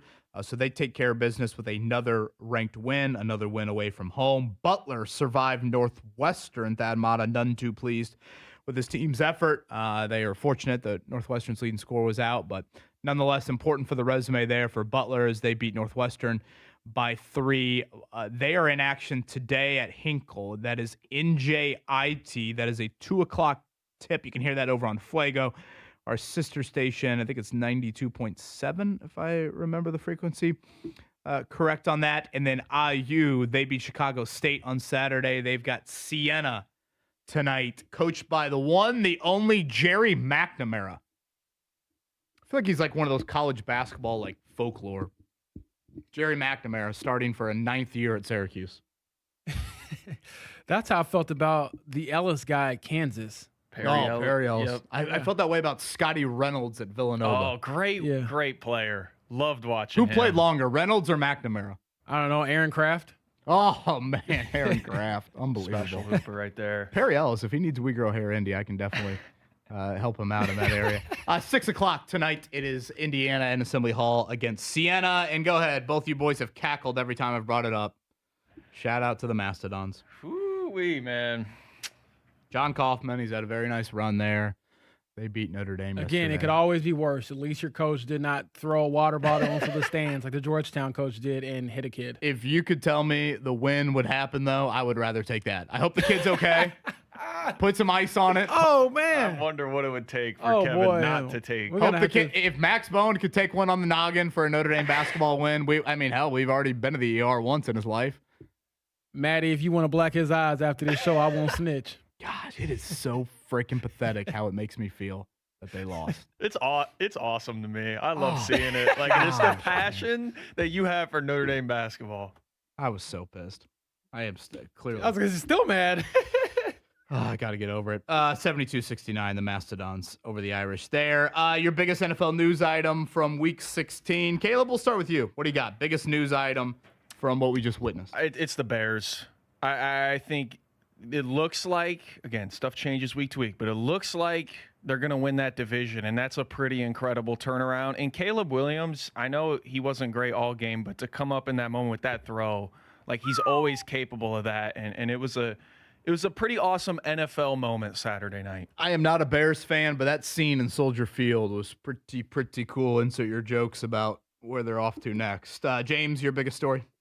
It probably is that one, aside from, like I said, the DK Metcalf missed punch on a fan. Keyword missed right there. That was pretty bad. He'll get fined a lot of money and probably suspended for that. But, yeah, the funny thing about it, I was talking to my grandma yesterday. She lives with my uncle and my aunt, and my uncle's a die-hard Bears fan. Like, the man would fire everyone after every loss, and he'd build a statue after every win. Like, that's how he rides the wave.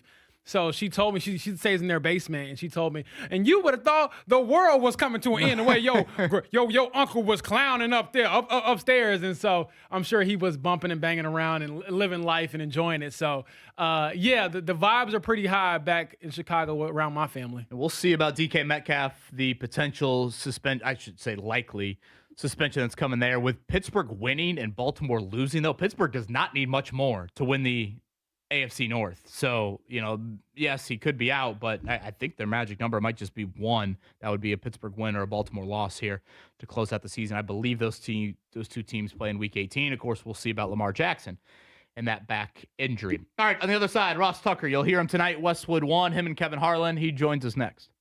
No matter where you're headed, it's nice to know Hubler's got you covered for 200,000 miles. Visit drivehubler.com or any of the 13 Hubler locations. Treat yourself with a new watch from Moyer Fine Jewelers in Carmel. They have over 20 watch brands, including Omega, Breitling, Hublot, and the Midwest's best selection of pre-owned watches. Tell them JMV sent you. Hey, it's Tyrese Halliburton.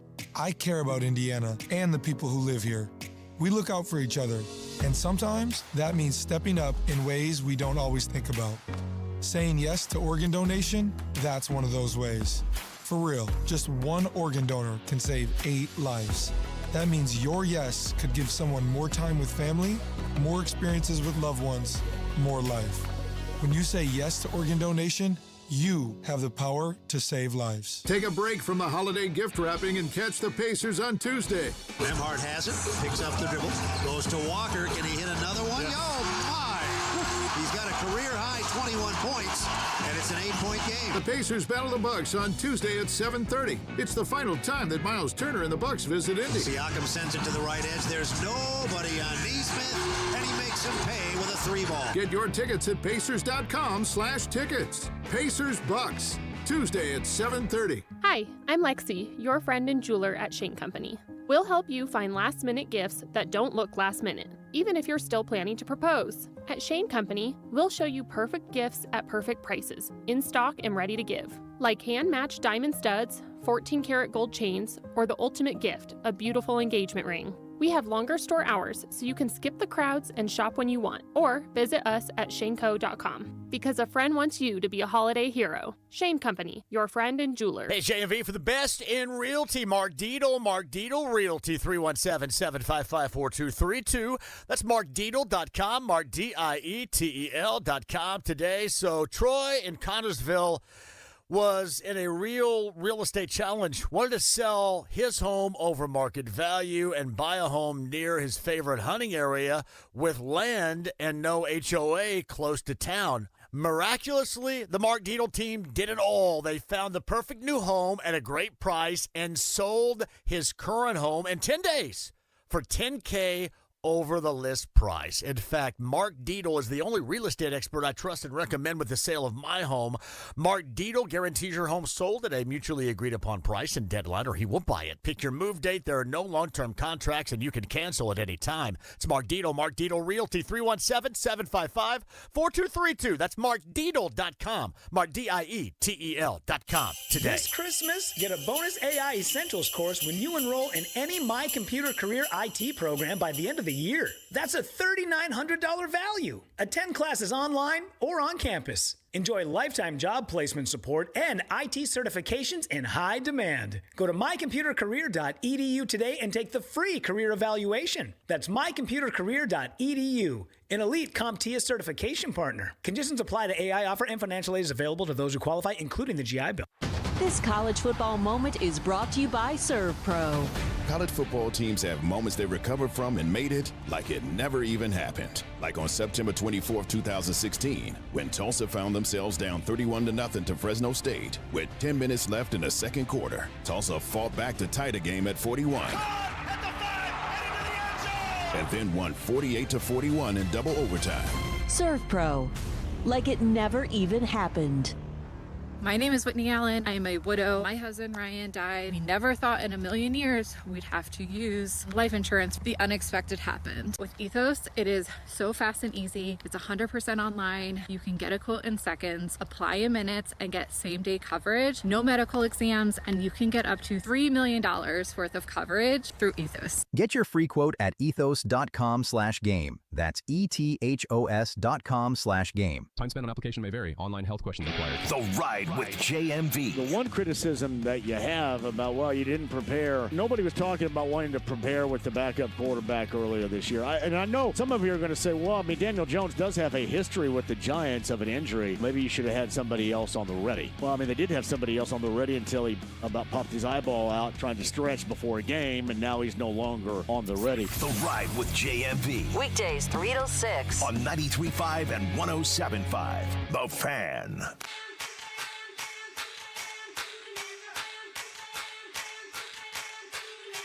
You're listening to The Fan Morning Show on Sports Radio 93.5 and 107.5 The Fan.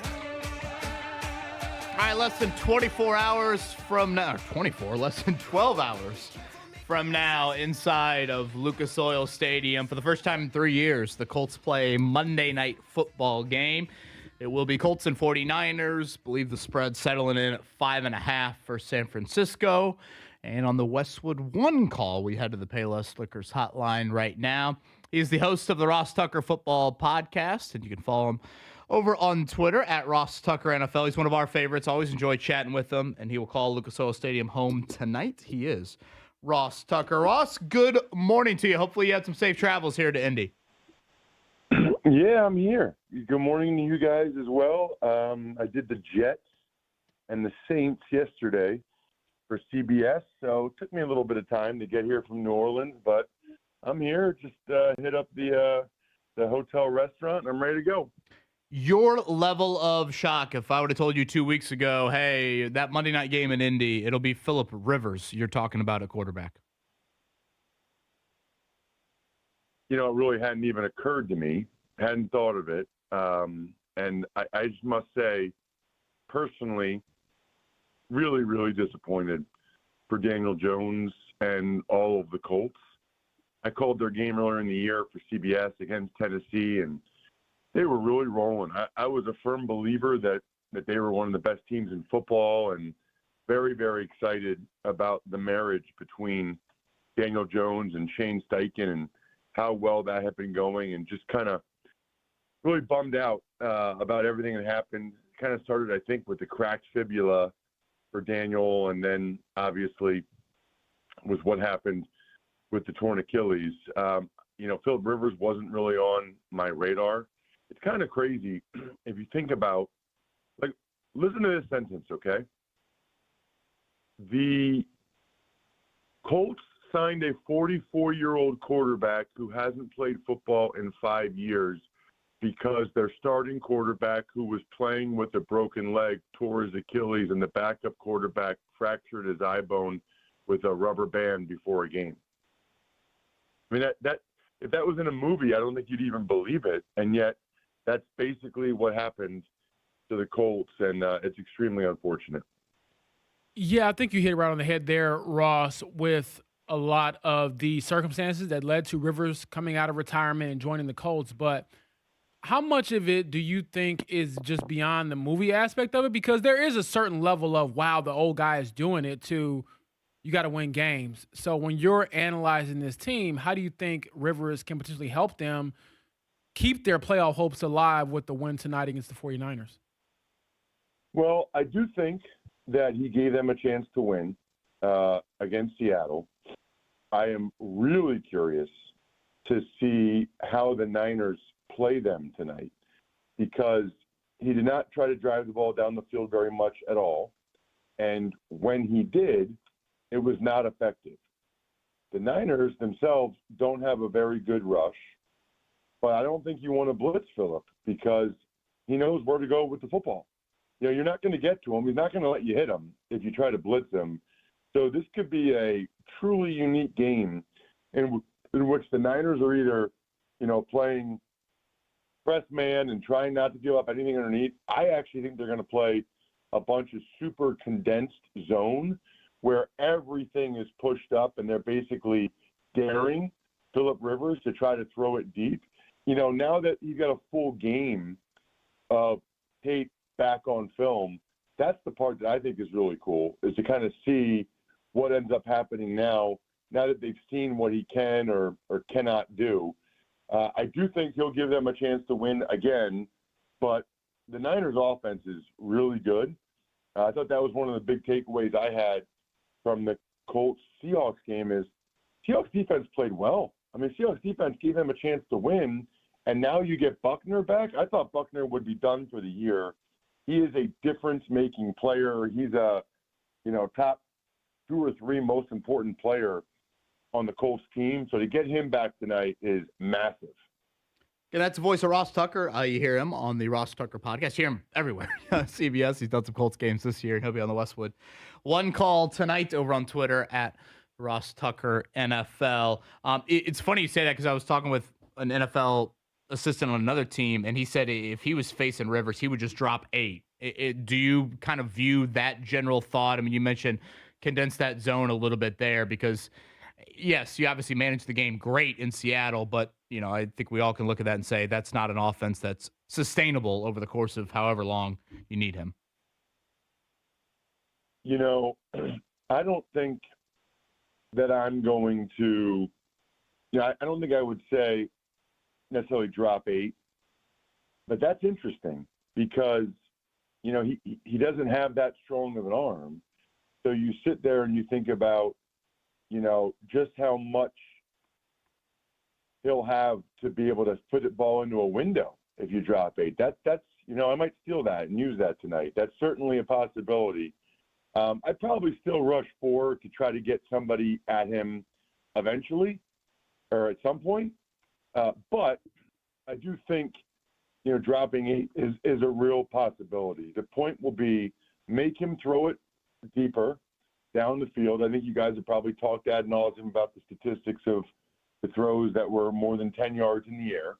That's number 1. And then number 2, really make sure that he has to drive the ball into small windows. So drop 8, zone coverage, and really, get close to sticky coverage on the underneath guys and see if he can do it. See if he can fire a ball in there. There's a real chance he throws a few picks tonight because he's going to try to fit the ball in there. I mean, he didn't come back from retirement to be throwing the ball away all night. Ross, how quickly did you perhaps pivot to the idea of him playing again when the news broke? Because at first it was, practice squad, tryout. He knows Riley Leonard very well. But as you said, he didn't come back to hold a clipboard. So how quickly did you wrap your mind around that? And, I mean, I don't want to gloss over it. If he wins tonight, he would be only the 3rd quarterback in the history of the sport to win a game at age 44 or older. Well, I kind of thought, and maybe this was selfish of me because I'm calling the game tonight, but I kind of thought they might see what Riley could do in the first game, against Seattle.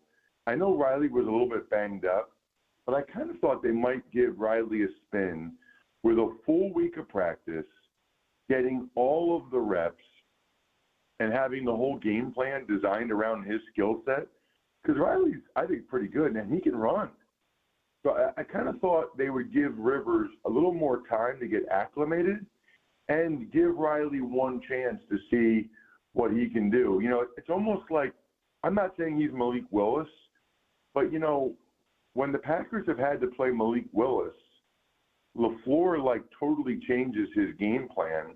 Malik runs a lot, and the Packers have won. They've won several games with Malik Willis. So I thought Steichen might sort of dip into the Jalen Hurts 2021 game plan, have Riley run a bunch and use those legs and end up having success as a result and potentially winning. I guess the concern there is, if Riley gets hurt, then you're in trouble. But I thought they would give Riley one game with all of the reps in practice during the week, but they elected not to. Yeah, definitely a debate we have had here in Indy. All right, Ross, last one for me. And again, host of the Ross Tucker podcast. You can follow him at Ross Tucker NFL, and you'll hear him tonight on the Westwood One call with Kevin Harlan here on Monday Night Football. Going back to what you said a little bit earlier in the conversation about Daniel Jones, about how this team was looking pre-injury, are you under the belief or think the Colts should operate in a bring everybody back, including Daniel Jones, for 2026? I am. Now, that's not to say that there shouldn't be some tweaks, but I honestly think they have a really good team. I don't look at Denver or New England and think that they're way ahead of the Colts. I don't even think they're ahead of the Colts at all.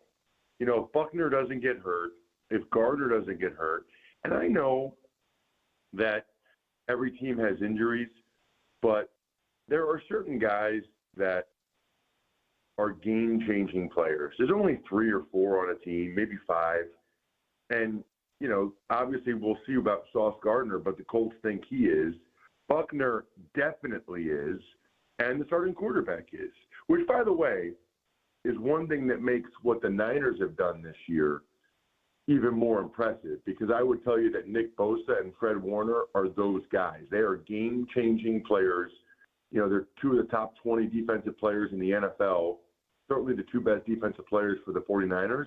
So the fact that the 49ers are even in this position says a lot about them.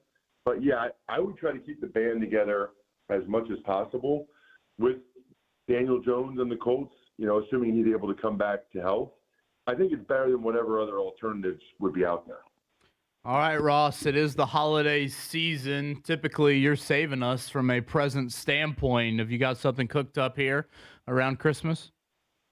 Well, it's funny because I usually tell you guys about myfrontpagestory.com, which is incredible to give to like a loved one, your wife or whatever. Just an incredible, incredible gift. But I recently found out about futurefans.com. And I don't know if either one of you guys has kids, but it's different than it was when we were growing up. I mean, it is really hard to get young kids to sit and watch a whole football game. For you guys, whether it's the Hoosiers or the Colts, they want to be on their iPad. They want to be doing a million other things. These guys at futurefans.com have really cracked the code. And so think about being able to give your child a gift for Christmas or whatever, that you're giving it to them. I think it's $60, but with the 20% discount, it's $50. You're really giving the gift to yourself, because if they'll sit there and watch every IU game and every Colts game with you for years, that's probably the best gift you could ever get. Your son, your daughter, grandson, granddaughter, niece, nephew. I actually invested in the company after I spoke to 5 different families, 5. They all said it worked. I'm like, okay, that's good enough for me. Because, by the way, these sports leagues are dying to try to find solutions to get young people to get engaged and want to watch the whole game. So it's futurefans.com. These guys are geniuses, a couple of NBA guys that cracked the code. At least go over there and check it out, futurefans.com. It's really, really cool.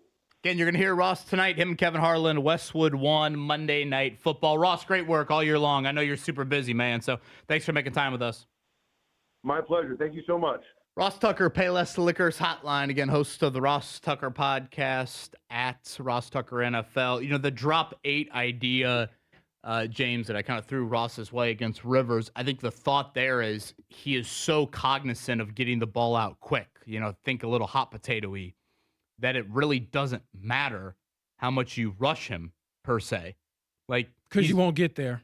Well, you won't get there, and he's not dumb enough to hold on to it. Like, he's not going to try to extend. He knows his internal clock. He knows has got to get the ball out quick. Yeah, for a guy who's played as much as he has, he's rarely taken a lot of sacks in his career. Yeah, so he's not 3-4 despite seconds being guy. immobile. So it's like, yes, a pass rush could aid, but even if it doesn't get home, he knows what that clock is in his head. So he might naturally just get rid of it, even if the pocket isn't necessarily collapsing around him. So I think it's a really interesting thought. Again, on paper, the San Francisco defense is one of the more vanilla defenses in the entire NFL. Gus Bradley on that staff there with Robert Saleh as their coordinator. So definitely something to keep an eye on as we continue to look ahead to tonight. It is Colts. It is 49ers. A half hour from now, Joe Buck is going to join us right here on the Fan Morning Show. Kevin Bowen, James Boyd, Caleb Zuver, thanks for spending this Monday with us. Hey, Colts fans, Crown Royal is a proud partner of the Indianapolis Colts, and this season it's not game day without the generous spirit of Crown Royal. Whether you're at the tailgate, in the stands, or watching from home, Crown Royal is the reason and the reward for coming together. Grab a glass with the Crown Royal rig at a stadium near you, because we'll be sharing the generous spirit with fans across the country. Crown Royal, fueling game day with a generous spirit. Visit www.crownroyal.com/royal rig for more on the Crown Royal Rig Tour. Please drink responsibly. Baseball great Lou Gehrig was known as the Iron Horse for playing 2,130 consecutive games. But it was his reaction to his greatest challenge, the fatal diagnosis of ALS, that made Gehrig a household name and a beacon of strength for all those facing the disease. The Live Like Lou Foundation honors Lou's legacy and inspires hope for a world where ALS is no longer fatal.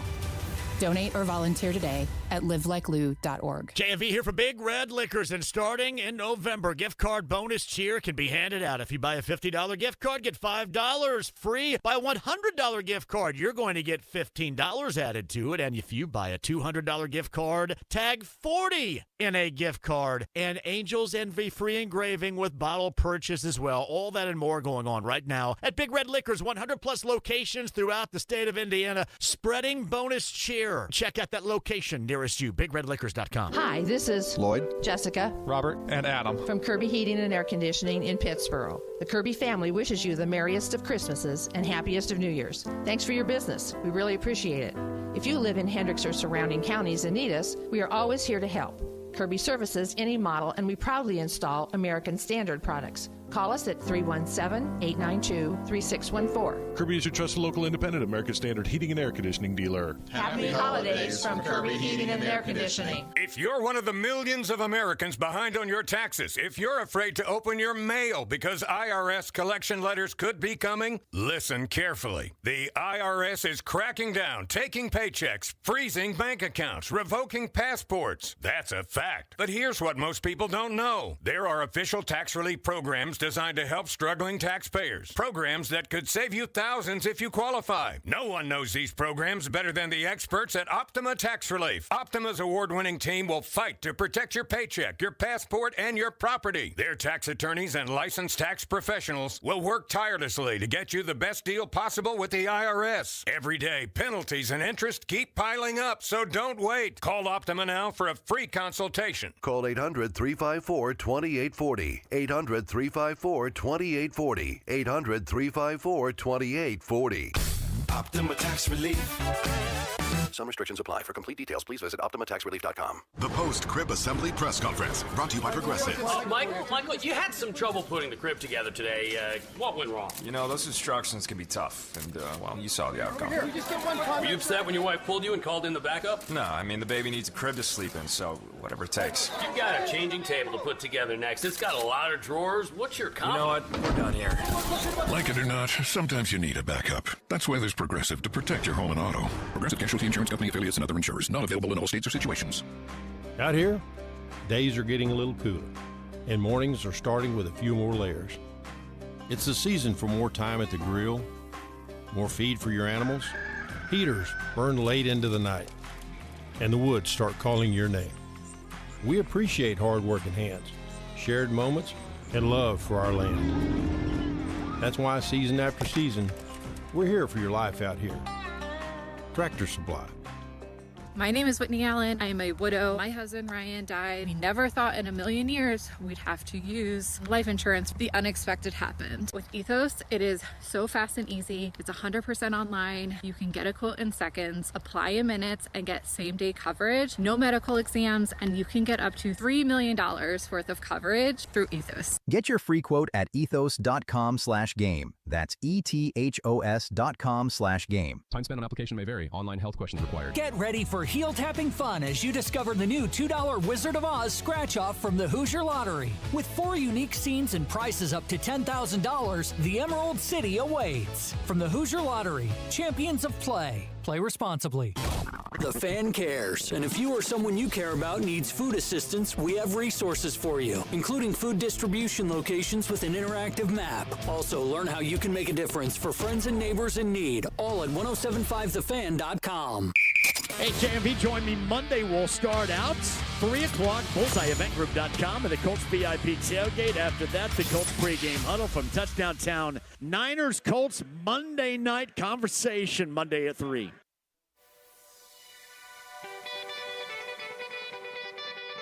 Lay. You're listening to the Fan Morning Show on Sports Radio 93.5 and 107.5 The Fan. The show goes on all night till the morning. We dream so long. Anybody ever wonder when they would see the sun? Little Lupe Fiasco. I played this on my playlist when I was a runner back in high school. You hear this in the headphones where you're out there for a long run. Pace gets a little crisper. Hey, guess who likes this song, James? Mo. Hey, shout out Mo. He likes this song. He thinks it's a good basketball song, pregame basketball song. So my dad, basketball coach, shout out loves Mo, hearing this. Mo Zuver, man. He was moving and grooving when we were doing the Colts 5K way back when. Mo, the father of Caleb, who is filling in for Mark Dykton. Mark celebrating in glory the Bears' marquee win on Saturday over the Packers. We'll be here Monday, Tuesday, Friday this week here. Just gives you a little bit of lay of the land on where we're at. Certainly safe travels to everybody out there and enjoy what looks to be some balmy Christmas week weather. I'm seeing tickets well over $100, cheapest ticket to get in the door tonight. Dude, the 49ers probably travel fairly well, right? I don't know what a Monday night game would be, but I feel like the 49ers are a bit of a national brand, I guess is what I'm saying. They do. They travel. And, of course, they take over the California and Vegas stadiums when they're there, but it's a national brand. Right. It is. Joe Montana back in the day, it's been passed down for sure. We had a lot of those last year inside of Lucas Oil Stadium. We haven't really had much of that this year. Again, Colts and 49ers kicks 8:15 tonight. Halftime show will include Red Panda for those in the building. I don't know if I've seen Red Panda do many football games, so I was alerted by Scott Agnes last week. She will not be doing the unicycle on the turf. You don't want the wheel to all of a sudden get caught. We've already had some bad turf injuries. If you told me she was going to do it, I wouldn't doubt her. No, I assume very talented. A platform will be coming out there for Red Panda tonight. Adam Vinatieri banging the anvil in the building tonight. Weirdly, that is one thing the 49ers have done extraordinarily well this season, and their opponents haven't. The 49ers have yet to miss a field goal, and their opponents have missed 9. Is there anything is that just all luck that your opponents missed 9 field goals? It feels a little bit like the Chiefs last year. Remember they won all these one-score games, and I think they won one of them against the Raiders where the guy literally fumbled the snap and never even got the game-winning kick off. So, yeah, a little bit feels like that. But that's also the NFL. I know people always talk about, this team is primed to regress next year, or these are fluky wins. But whatever, man, when you're in it, you never know what the future is going to hold. So you want to capture that as much as you can and capitalize on it, and they have for the betterment of their team. Tell that to the Bears fans right now, James. Yeah, I hear people saying that too, right? like, man, they're going to regress next year. But who cares about next year? We're in a moment right now where you're winning the close games. You're doing the darn near impossible, it seems like, especially for the 49ers, considering the injuries that they've had. You ride that wave as long as you can. Where do you think this one ranks in the final 3 weeks in terms of difficulty? Home to the 49ers, short week with Jacksonville next week in your own building. and then you close out the year at Houston. I put it third. If we're ranking them, probably put Jacksonville first, Houston second, and this game third. Because even then, we looked at the numbers. If you lose tonight and you win your last two, there's still a decent chance you get into the playoffs. But if you win tonight and lose any of your last two, it's over, basically. So I think just from that fact alone, the stakes are higher for your division games. The way Jacksonville's playing, I think that has to be the most difficult game for sure. I think the only thing is who knows if that last game will even matter, but for it to matter against the Texans, the Colts have to win these next two, and that's just as simple as that. Yeah, I mean, technically, they don't get eliminated tonight. Just to be clear, even with a loss, right, you would be eliminated from the AFC South. Technically, you would not be eliminated from the playoffs. Now, you would have to win your last two, and then you would need several things to go your way. One of the tiebreakers with Houston, because if you are to make the playoffs, you would split the head-to-head with Houston. That would obviously mean winning there in Week 18. You would then tie the divisional record with them. It would go all the way down to strength of victory, which is just wild. I've started to look into this a little bit here, and basically the Colts would be rooting for 5 teams here in the final couple weeks that are not the 5 teams that the Texans have already beaten. So each of these teams will have 5 or 6 teams that they'll be rooting for to win. So the Colts will want the Dolphins to win because they already beat Miami. They'll want Denver to win because they will have obviously already beaten Denver. Weirdly, they've gone from rooting against the Chargers to rooting for the Chargers. It's very odd. And right now, I think strength of victory is not in the Colts' favor, if I've looked at this correctly with Houston. But I guess we'll cross that bridge when it comes. But, James, if you thought you've covered a lot, can you imagine having to dissect what strength of victory could mean for the Colts and their playoff chances? I think I usually wait every year when it gets like this for JJ Stankovitz or someone at an official website to break it down for me because, believe it or not, is The Athletic not an official website? We have a website, but I feel like my scenarios, whenever I go through them, I'm just I'm never as sure as I am myself. And I say this because, so they actually have people that are paid, the Colts that is, to go over every single scenario to the nth degree. We'd like to think we do that, but it's not like our livelihood depends on it. Like if someone walks into Shane's office and says, this is what you got to do to make the playoffs, and that guy is wrong, he's going to get fired. Sure. Whereas if I'm like, okay, actually, no, the tiebreaker goes here if they tie in this game, it's a little different. So usually I wait to see something from like the NFL or JJ or a team. Those ones I think are a little bit more accurate. And then I'll fold that into my own analysis of like, okay, how can they actually win these games? Yeah, if you lose tonight, I believe it is you have to win out. So that would, again, beat Jacksonville, beat Houston. You would need the Texans to lose to the Chargers next weekend, which seems plausible. Like that game's technically on Saturday. That would then create the Colts and the Texans having the same record for the final playoff spot.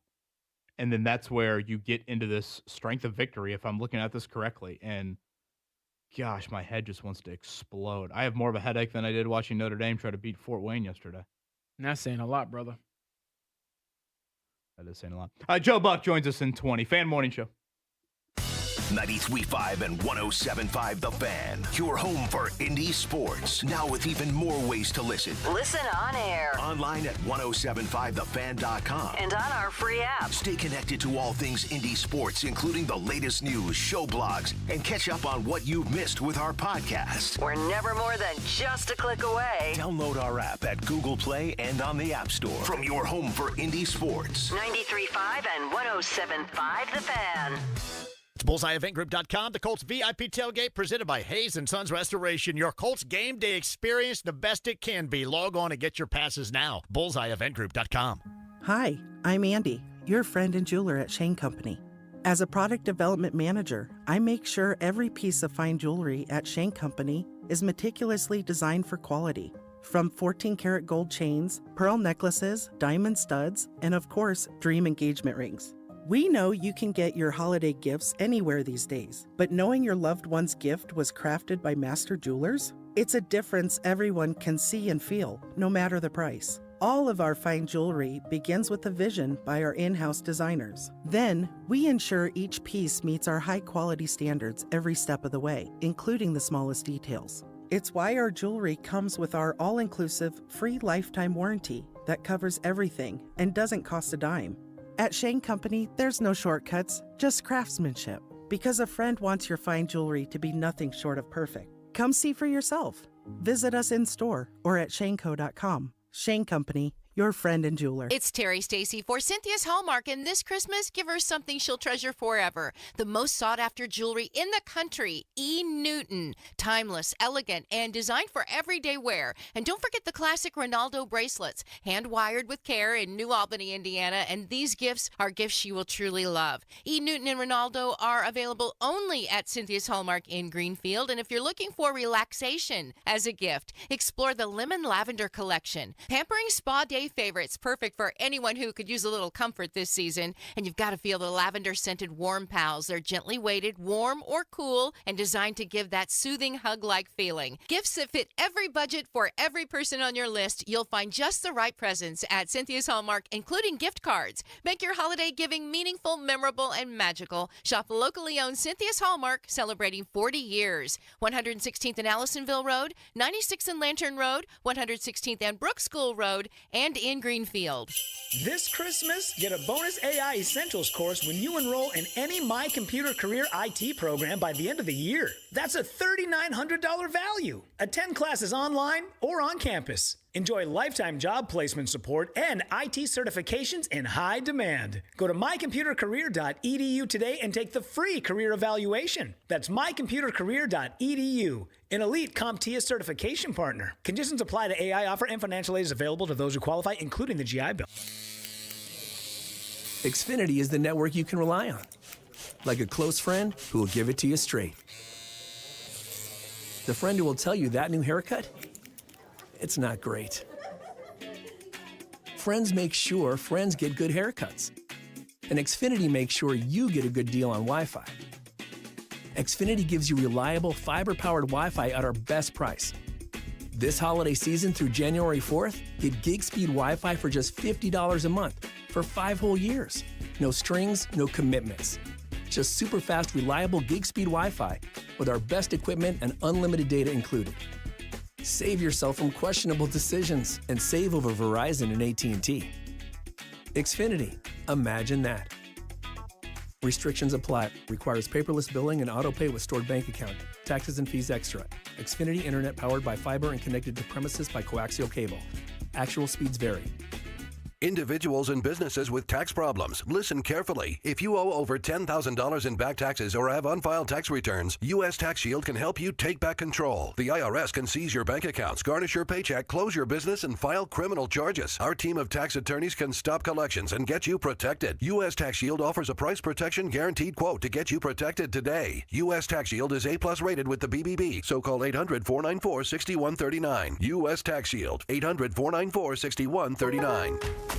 Getting more as a MyLowe's Pro Rewards member is easier than ever with the Lowe's app. Download it today and earn 500 points the first time you log in. Plus, your digital wallet helps you scan, save, earn, and access what you need to manage it all in one place. Download the Lowe's app and take advantage of your Pro benefits today. Lowe's, we help, you save. Valid 12/1/25 through 1/7/26. Offer valid for first login per organization only. Loyalty program subject to terms and conditions. Additional restrictions apply. Visit Lowe's.com/terms for more details. Subject to change. From the DriveHubler.com studios, this is 93.5 and 107.5 The Fan. WIBC HD2, HD3, Indianapolis. Hey, it's JMV. Later on this afternoon at 3, we start at Bullseye today. And then I had the touchdown town on the Colts pregame huddle, all getting you set for the Niners and the Colts tonight. Don't miss a second. We start today at 3.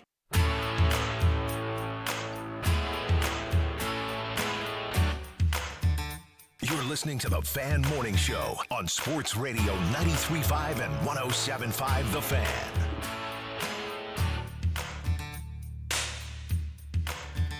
"15 minutes from now, Joe Buck gonna join us here. JMV just laid it out for you. It is a busy, busy Monday on these airwaves. For those that have not checked out too early here, work-wise for the rest of the week, boy, it's loaded. So we've got, obviously, all of our shows throughout the day. John will then bleed into the Colts pregame show. We will have the Colts game tonight on Hank FM. So that is our sister station, 97.1 FM. That will be on Hank. I believe 7 o'clock is when coverage will shift over to 97.1. On these airwaves, you'll hear the Pacer game. The Pacers are out in Boston tonight taking on the Celtics. It's a 7:30 tip. So we got hoops, too, if you want that for your fill. Butler is hosting up at Hinkle at 2 o'clock today. So that game will air on Fuego, also our sister station. That is Butler and NJIT. Are we going Institute of Technology there? That's what it is. I would imagine that's the name, right? New Jersey Institute of Technology. That spread cannot be close. I think they beat Michigan like 10 years ago, if I remember correctly. Really? In At basketball Chrysler, or yes. hockey? At Chrysler in basketball. Man, how about that from Caleb Zuber? IU Siena at 6 o'clock. So we have a very spread out sports day. Butler 2, Indiana. Darren DeVries taking on Jerry McNamara. And the Siena Saints at 6. Pacers at 7:30. And for the first time in 3 years, Monday Night Football, Colts and 49ers. That is an 8:15 kickoff. And again, Joe Buck going to join us here in a few. That'll be cool. I did not know until maybe last year or the year before that he was an IU grad. He might correct us on this, but I don't know if he ever went full on back to get the diploma. He should tell this story. Okay, He I left. need to know this one then. I believe he left IU after a couple of years to, I think his dad was starting to do a little bit more. I could be wrong on this. He's going to have to confirm. I think some NFL games in addition to obviously the Cardinals. And I think Joe was helping Jack fill in a little bit on some Cardinals games. So I believe that is the story. I know I always feel like there's times, James, where I'm like, insert college here and that person's a grad. And then you get the occasional like, well, technically I never even got my degree from there, but he did attend there for several years. I think that's I saw him speak at the Buzzkirk Chumley Theater. I hope they don't come, and ask me definitively.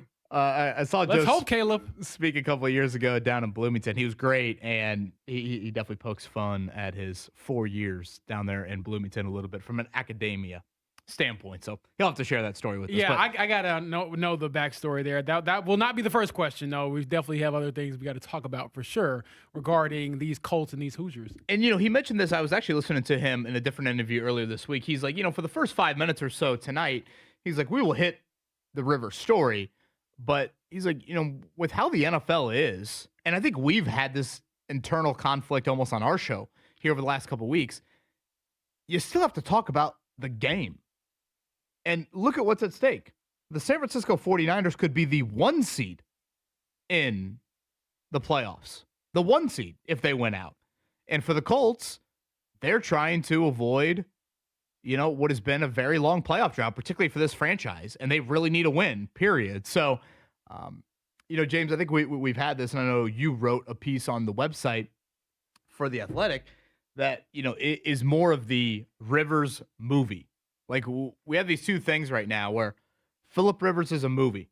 Yes, again, Disney Plus, sit down with, your significant other, light the fire. I guess you don't need to light the fire this week. But you can watch that movie, and the movie is a awesome movie, and it's wild, and it's something that no one could have foreseen a couple weeks ago.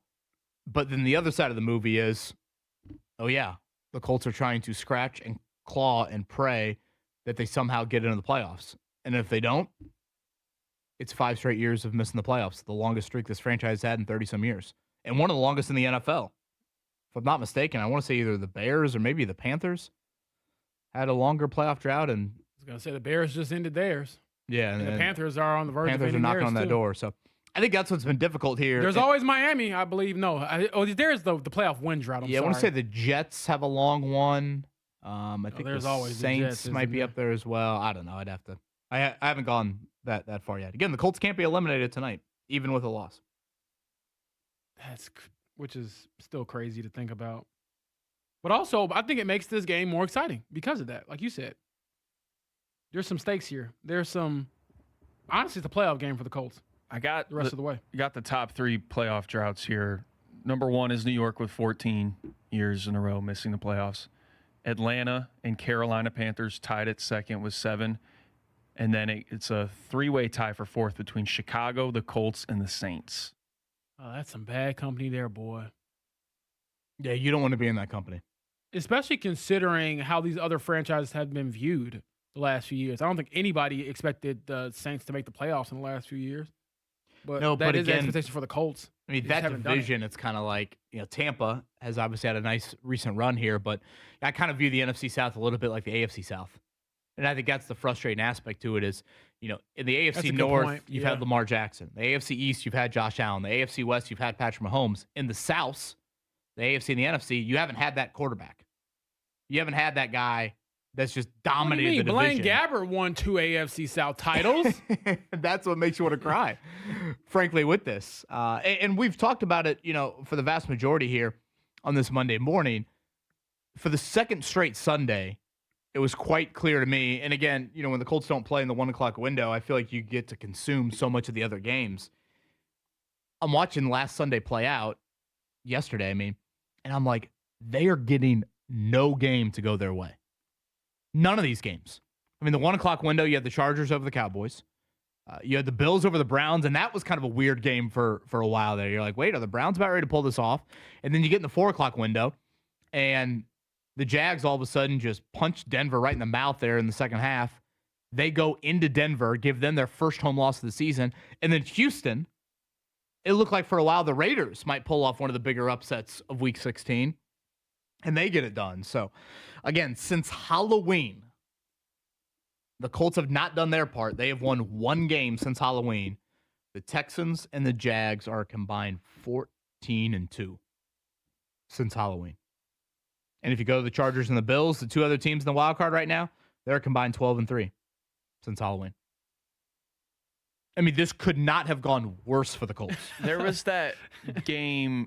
The Colts had played in the morning in Germany, and then later that day, the Texans played the Jags in Houston, and the Jags blew like a 15-point lead in the 4th quarter. And I honestly thought to myself, and maybe Colts Nation can blame me for this, and I actually said it out loud. I was like, I think the Colts just won the AFC South. And since that moment, Caleb, it's my fault. I don't know if I can put all that on you, my brother. I don't know. It feels like we're living through 2 different timelines right now. There's one universe where the Colts actually pulled this off. It's just, it is hard to fathom how fast this has fallen. It really is hard to wrap your mind around. Go ahead. I was going to say, it's also hard to wrap your mind around this. Bill, more likely IU or the Colts to be the last Indiana team to win in Lucas Oil this season? Boy, my goodness. What a question. You imagine saying that? What a question. And I might actually lean towards IU. Lord have mercy. Colts home finale will be Jacksonville coming up on Sunday. James, you have some of the numbers, and I apologize if you don't have them in front of you, but I know the playoff predictor you guys are pretty consistent with over on The Athletic. A text line here. What are the playoff chances if the Colts lose tonight and win the next 2 division games? Just to get into the playoffs, right? Right. That would put them at a 19%, 20% chance to get into the dance. And to be clear, that factors in the Colts' current state. Yes, that factors in the current state and also factors in the other teams that they will be fighting to get into the playoffs against. Like Kansas City's down to their 3rd quarterback, for example. Exactly. Or Baltimore could be without Lamar Jackson. So this has the Phillip Rivers update in it. Yeah, so basically, from what I have gathered, if the Colts lose tonight, they have to have the Texans lose to the Chargers, for example, on Saturday. That is a must. Again, the Colts, no matter what, even if the Colts win tonight, they still have to win their last 2. That's the most consistent thing we can continue to say here on this Monday morning. Right. If the Colts are going to make the playoffs this year, they have got to beat Jacksonville on Sunday, and they also have to beat Houston in Week 18. Now, as James just pointed out, just because they do that doesn't guarantee. You would need Houston to lose to the Chargers coming up on Saturday. Basically, you have to create a wild tiebreaker with Houston. Yeah. and that wild tiebreaker would get all the way down to strength of victory, which I'm not ready to go there today.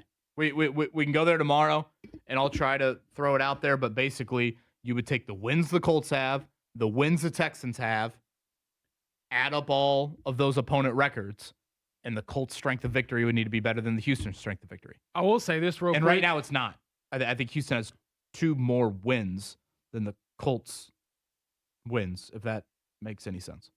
See, this is where I get confused. See, Caleb, this is where I get to that question. It's just like taking a final exam. And this happened to me a couple of times in college, but boy, did I graduate. Thank you, Jesus.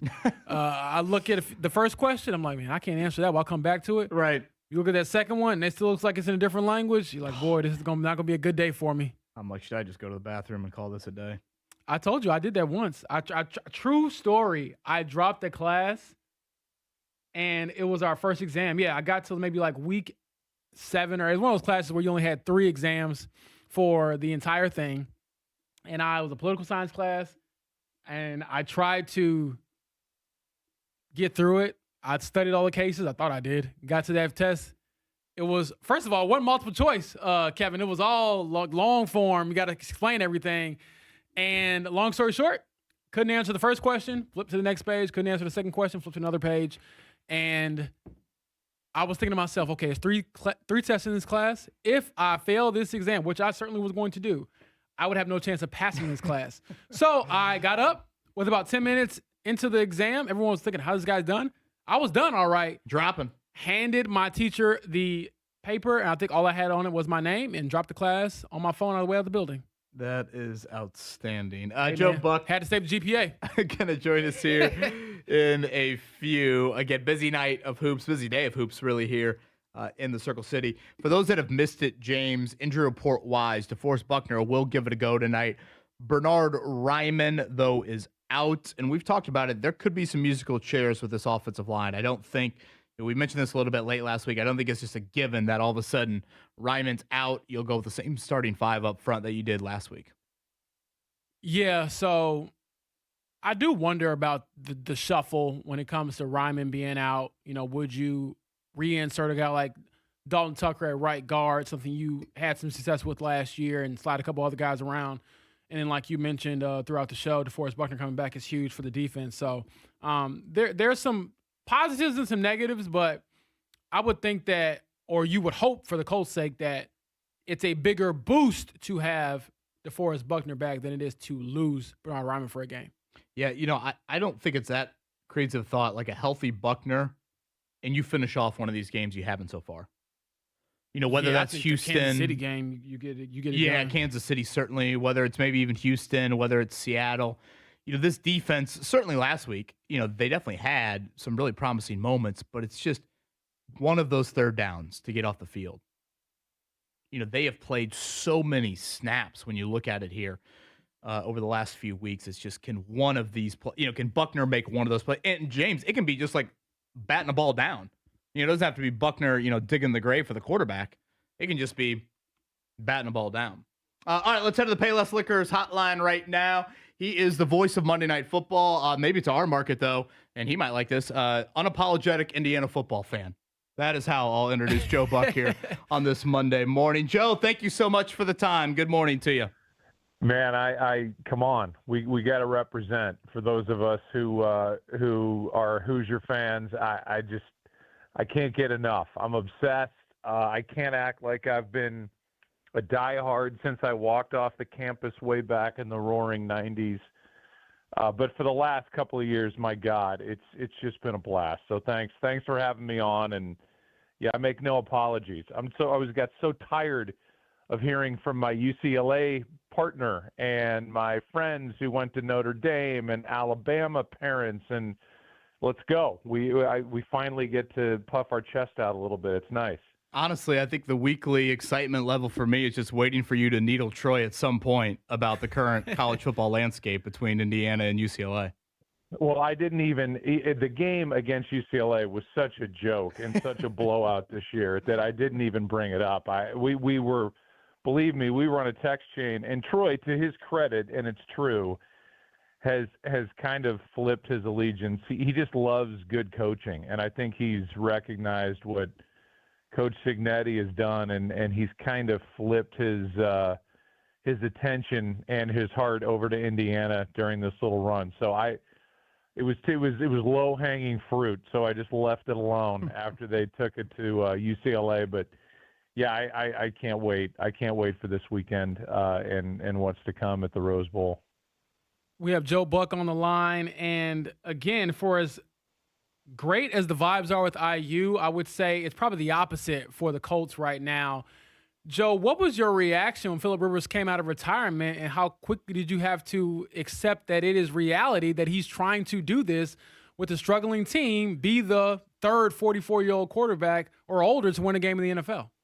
Yeah, I guess for TV's sake and for our narrative that we get to go into the game, I was like, hell yeah, let's go. We've got interest, and it's just such a shame what happened with Daniel Jones, and I do think the leg and the fracture was clearly bothering him before the Achilles went. So yeah, it's heartbreaking, and I've been there for so many of the games with the Giants over the years for him.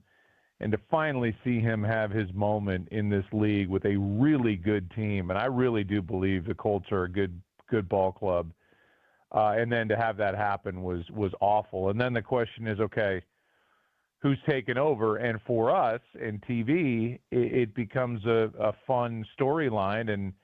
And I know people around here, and the ratings were crazy for the game last week, and it was a great game, and they almost pulled it off.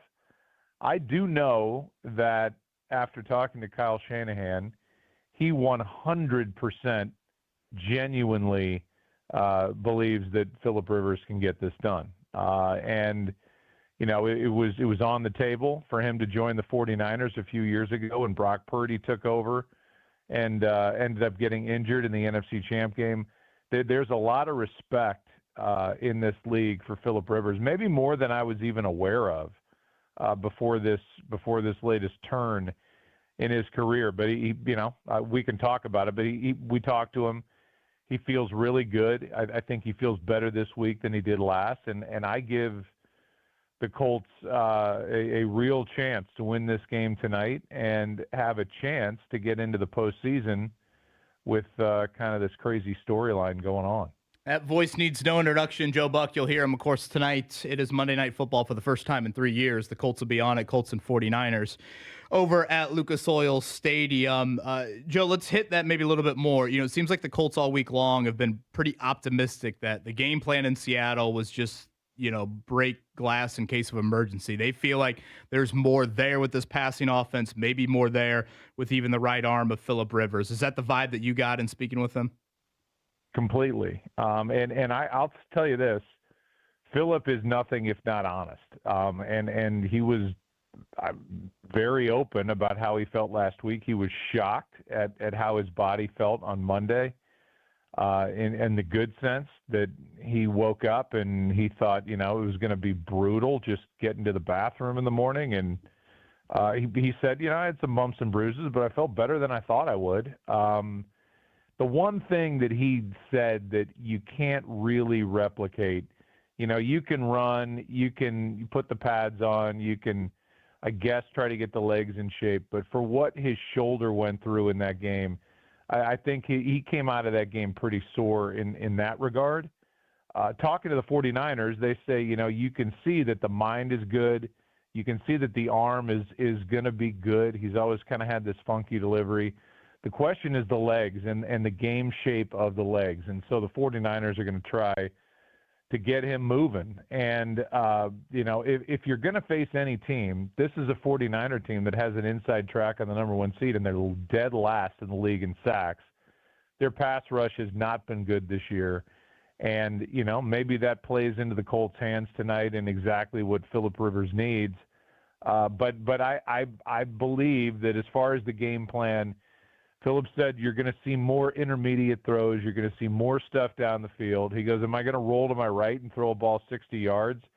No, but, I didn't do that before. You're going to see, I think, more down the field, though, than you saw compared to the game in Seattle, which was a lot of stuff around the line of scrimmage. Again, we have Joe Buck on the Pale Sickers hotline. You'll hear his voice tonight on Monday Night Football. Joe, pivoting back to the college scene, IU has done what many to believe has been the impossible the last 2 years, going from nothing to a whole lot of something here lately with a chance to try to contend for a national championship. So for you, as someone who attended that university, when did you become a believer in Coach Cignetti, and how quickly did you have to adapt your expectations to his? First of all, you said it perfectly right, because I did not graduate. I walked after 3.5 years to do the Cardinals. I was like, well, I can either stay in school and hope someday to get the Cardinal job, or I can take the Cardinal job. And I opted for, thanks to nepotism, option B. So I took the Cardinal job. Obviously, best friends with so many guys that, were in my fraternity there at IU, and which was Sigma Nu, in case you're wondering. And so we're on this gigantic text chain. I think they kind of talked me into it. You could feel it brewing last year, but I think any of us who've been fans over the years, we got teased into thinking that it was legit, and they seem to always play, or at times play, some of the bigger programs really tight, and then they would lose the game. And it was like, are we ever going to get over the hump? And I think it changed last year when they looked better. I think the eye test with the way they look is just different. And yeah, they lost to Ohio State last year. They lost in the college football playoff, but it just felt different. And then this year, I think we can all agree that in the past, the game at Penn State, the catch was insane. But in years past, he would have been out of bounds. But this year, he was in bounds. The game at Oregon, that's a game that IU doesn't win in the past. And then I think even in the Ohio State game, I did a podcast with a guy, Jimmy Traina, who covers the business that I'm in. And he's like, yeah, but that game didn't mean anything. And to me, I said it meant less to Ohio State, but it meant a lot to Indiana, and the fan base is one thing. But I think the team, to say, well, we can beat Ohio State. We just did, and we dominated them defensively. I think that all of that goes into giving all of us a real feel that they're good enough to win the whole thing. Alabama scares me, I'm not going to lie, because of their pedigree and because of their size and their athleticism. But, I think Indiana probably scares them. And I don't think I've ever been able to say that in the past. They're a favorite for a reason. It's truly an unbelievable comment. Now, when you were in Bloomington, that was some Mallory years, was it not? It was. I'm basically the same age as Trent Green. He was in McNutt dorm a year ahead of me, and then I was McNutt. And we were. Back in the day, we would go to the games, and they were fun. And Anthony Thompson and Trent Green and Mallory, and it was a good time to be an IU fan. I traveled, went to a game at Michigan State. They took on Lorenzo White. It was a fun time in the Big Ten too, but then it kind of dipped down. Then my daughter went there, and I would visit her, and we would tailgate. And then I'm like, all right, it's game time. And she's like, oh yeah, nobody goes into the game. We just go home. I'm like, what? We tailgate, but we go home. We don't go into the game. Always win the tailgate. Yeah, absolutely. But then I made her go in. I'm like, no, we're going inside the stadium. We're going to the game. And now you can't get in the place. And it's just great. But you're right. The late 80s, early 90s was a decent time to be an IU fan, but it was nothing like this. Well, we'll end with this, Joe. And again, we can't thank you enough for the time here on what is a busy Monday. It's been a while since Monday Night Football is called Indy home. It's been 3 years. Yeah, 3 years, right? Did you start? I'm trying to think. When did you come over to ESPN? First year was 20. This is our fourth year, so we were here, I guess. Yeah, so I think it was Chargers and Steelers late in the year. They actually had a couple Monday nighters with Matt Ryan. Oh yeah, that season. yeah. We did those games. We were here. Was there any staple for you last night? Did you have dinner anywhere? Is there any? I know maybe you're not in town for the combine. I'm trying to think of what other events you would have been to Indy here in recent years. A lot of my friends are Colts fans in St. Louis, so I brought 3 friends. They went to St. Elmo's. My wife and I. My wife does Monday Night Countdown. Has a really great feature tonight with a little boy who's been through a lot and a special relationship with one of the Colts cheerleaders who signs. He can't hear, signs the national anthem to him and talks to him and has this great relationship with him. It's a beautiful piece. She and I just ate at the Cap Grill here in the hotel. And then I'm going to have lunch today at the Cap Grill here in the hotel with a couple of fraternity buddies that work here in Indy. So, I'm not I just want to kind of go to bed, I watch Sunday Night Football, do my work, and kind of get a decent night's sleep. Yeah, that's a great story. Cheerleader Morgan, I believe that'll be. Yeah, there you go. You know more about it than I do. Yeah. We went to the hangar. We had a group party for everybody that covers Monday Night Football, from the pregame to the game. We had the whole place. Pat Knight came, and he brought a couple of bobbleheads of his dad, and I've known Pat from over the years. So the hangar was awesome last night. We ran there after Michelle and I ate dinner and spent a couple hours, and it was great. But again, came back, watched the football game, went to bed. Love it. I love it. Sounds like an awesome time here in Indy. We'll be looking forward to it tonight again. That Monday night feature as well will be great to view. Joe, can't thank you enough, man. Go Hoosiers, and we'll certainly be listening and watching tonight.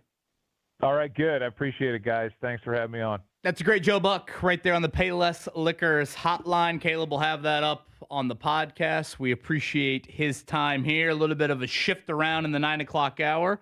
With that, Caleb, let's go ahead and hit a break. We'll come back. We'll do a little check down. We'll continue to preview tonight. Colts and 49ers in Week 16. Don't mess up the ring. Go to Moyer Fine Jewelers in Carmel. They only sell natural diamonds, hand-selected at competitive prices. Mention J&V for $500 off your engagement ring through Christmas Eve. Macy's Backstage is inside your Macy's store, where you can find last-minute gifts for under $20. With new arrivals every day, you never know what amazing deals you'll find. Find a location at macy'sbackstage.com. Hey, it's J&V for the best in realty. Mark Dietel, Mark Dietel Realty, 317-755-4232. Again, that number, 317-755-4232. MarkDietel.com. Mark, DIETEL.com today. So Neil in Indianapolis had already moved, listed his old house with an agent friend for about 60 days. Not happy, decided to evaluate the Mark Dietel marketing plan and switched. To his relief, after about 15 days on the market, the Mark Dietel team sold his home as is for the price that was necessary. Mark Dietel, the only real estate expert I trust and recommend with the sale of my home. Mark Dietel guarantees your home sold at a mutually agreed upon price and deadline, or he will buy it. Pick your move date. There are no long-term contracts, and you can cancel at any time. That's Mark Dietel. Mark Dietel Realty, 317-755-4232. MarkDietel.com. That's MarkDietel.com. It's JMV for Indiana's best. My friend Eric Wilson and Andy Moore Buick GMC, 131st and State Road 37. It's in Fishers. Check it out right now. The GMC Acadia, good for you, the family, and the friends of the family. Inventory, car buying experience, service after the sale, the absolute best. It's one-stop shopping. Ask for Eric Wilson and head to Andy Moore Buick GMC, 131st and State Road 37 in Fishers. Dan owed an unbelievable amount of money to the IRS. I got behind on my taxes. It's a horrible feeling. He was in denial. And when I got those letters from the IRS, you wanted to act like they didn't exist. Finally, Dan turned to Optima Tax Relief, the leading tax resolution firm. A-plus rated by the Better Business Bureau, they've resolved over $1 billion for their clients. Optima got me a settlement with the IRS. These people are really people-friendly. It was every bit of a new lease on life for me. The fast action and the great results made Dan's head spin. I felt like I was in a dream, but it's real, and I have paperwork to prove it. They got the job done, and life is good. For tax help you can trust, call Optima now for a free consultation. If you're worried about what's going to happen with the IRS, stop worrying. Make the call now. Call 800-354-2840. 800-354-2840. 800-354-2840. Optima Tax Relief. Testimonial from an actual client. Some restrictions apply. For complete details, please visit OptimaTaxRelief.com. It's JMV for BullseyeEventGroup.com, the Colts VIP tailgate presented by Hayes & Sons Restoration. All you can eat, all you can drink. Before each Colts home game, make your game day experience the best it can be. Entertained inside the Bullseye Event Center and the great food from celebrity chef Kelsey Murphy. That and more, and combo up your passes with tickets to the game. That's the BullseyeEventGroup.com Colts VIP tailgate presented by Hayes & Sons Restoration. Get your passes now. BullseyeEventGroup.com. Hi, I'm Emily, your friend and jeweler at Shane Company, where a small box with a burgundy bow will help you win the holidays. As an in-house designer, I love creating meaningful, fine jewelry gifts. Choose a necklace with a gorgeous infinity charm to symbolize your everlasting love. Or go for a personalized piece with an engraving, their zodiac sign, favorite color gemstone, or their initial accented with pave diamonds, because a friend wants you to be a holiday hero. Stop by or shop now at shaneco.com. Shane Company, your friend and jeweler. Actual price will depend on product and subscription plan. Featured products are compounded drug products, which the FDA does not approve or verify for safety, effectiveness, or quality. Prescription products require an online consultation with a healthcare provider who will determine if appropriate. See website for details, restrictions, and important safety information. Want a boost in and out of the bedroom? Hims has you covered. Introducing a new 2-in-1 approach to level up your game. Tadalafil for better bedroom performance and zinc for testosterone support. Put it all together and you've got what you need to turn things all the way up. Getting started is simple. Just go to hims.com/joy to start your free online visit. Through Hims, you can access ED treatments including pills, chews, and more. 100% online. No office visits, no pharmacy lines. Just fill out a simple intake form and a licensed medical provider will determine if treatment's right for you. If prescribed, it ships free and discreetly to your door. Find affordable treatment options at up to 95% less than brand names at hims.com/joy. That's hims.com/joy, HIMS.com/JOY.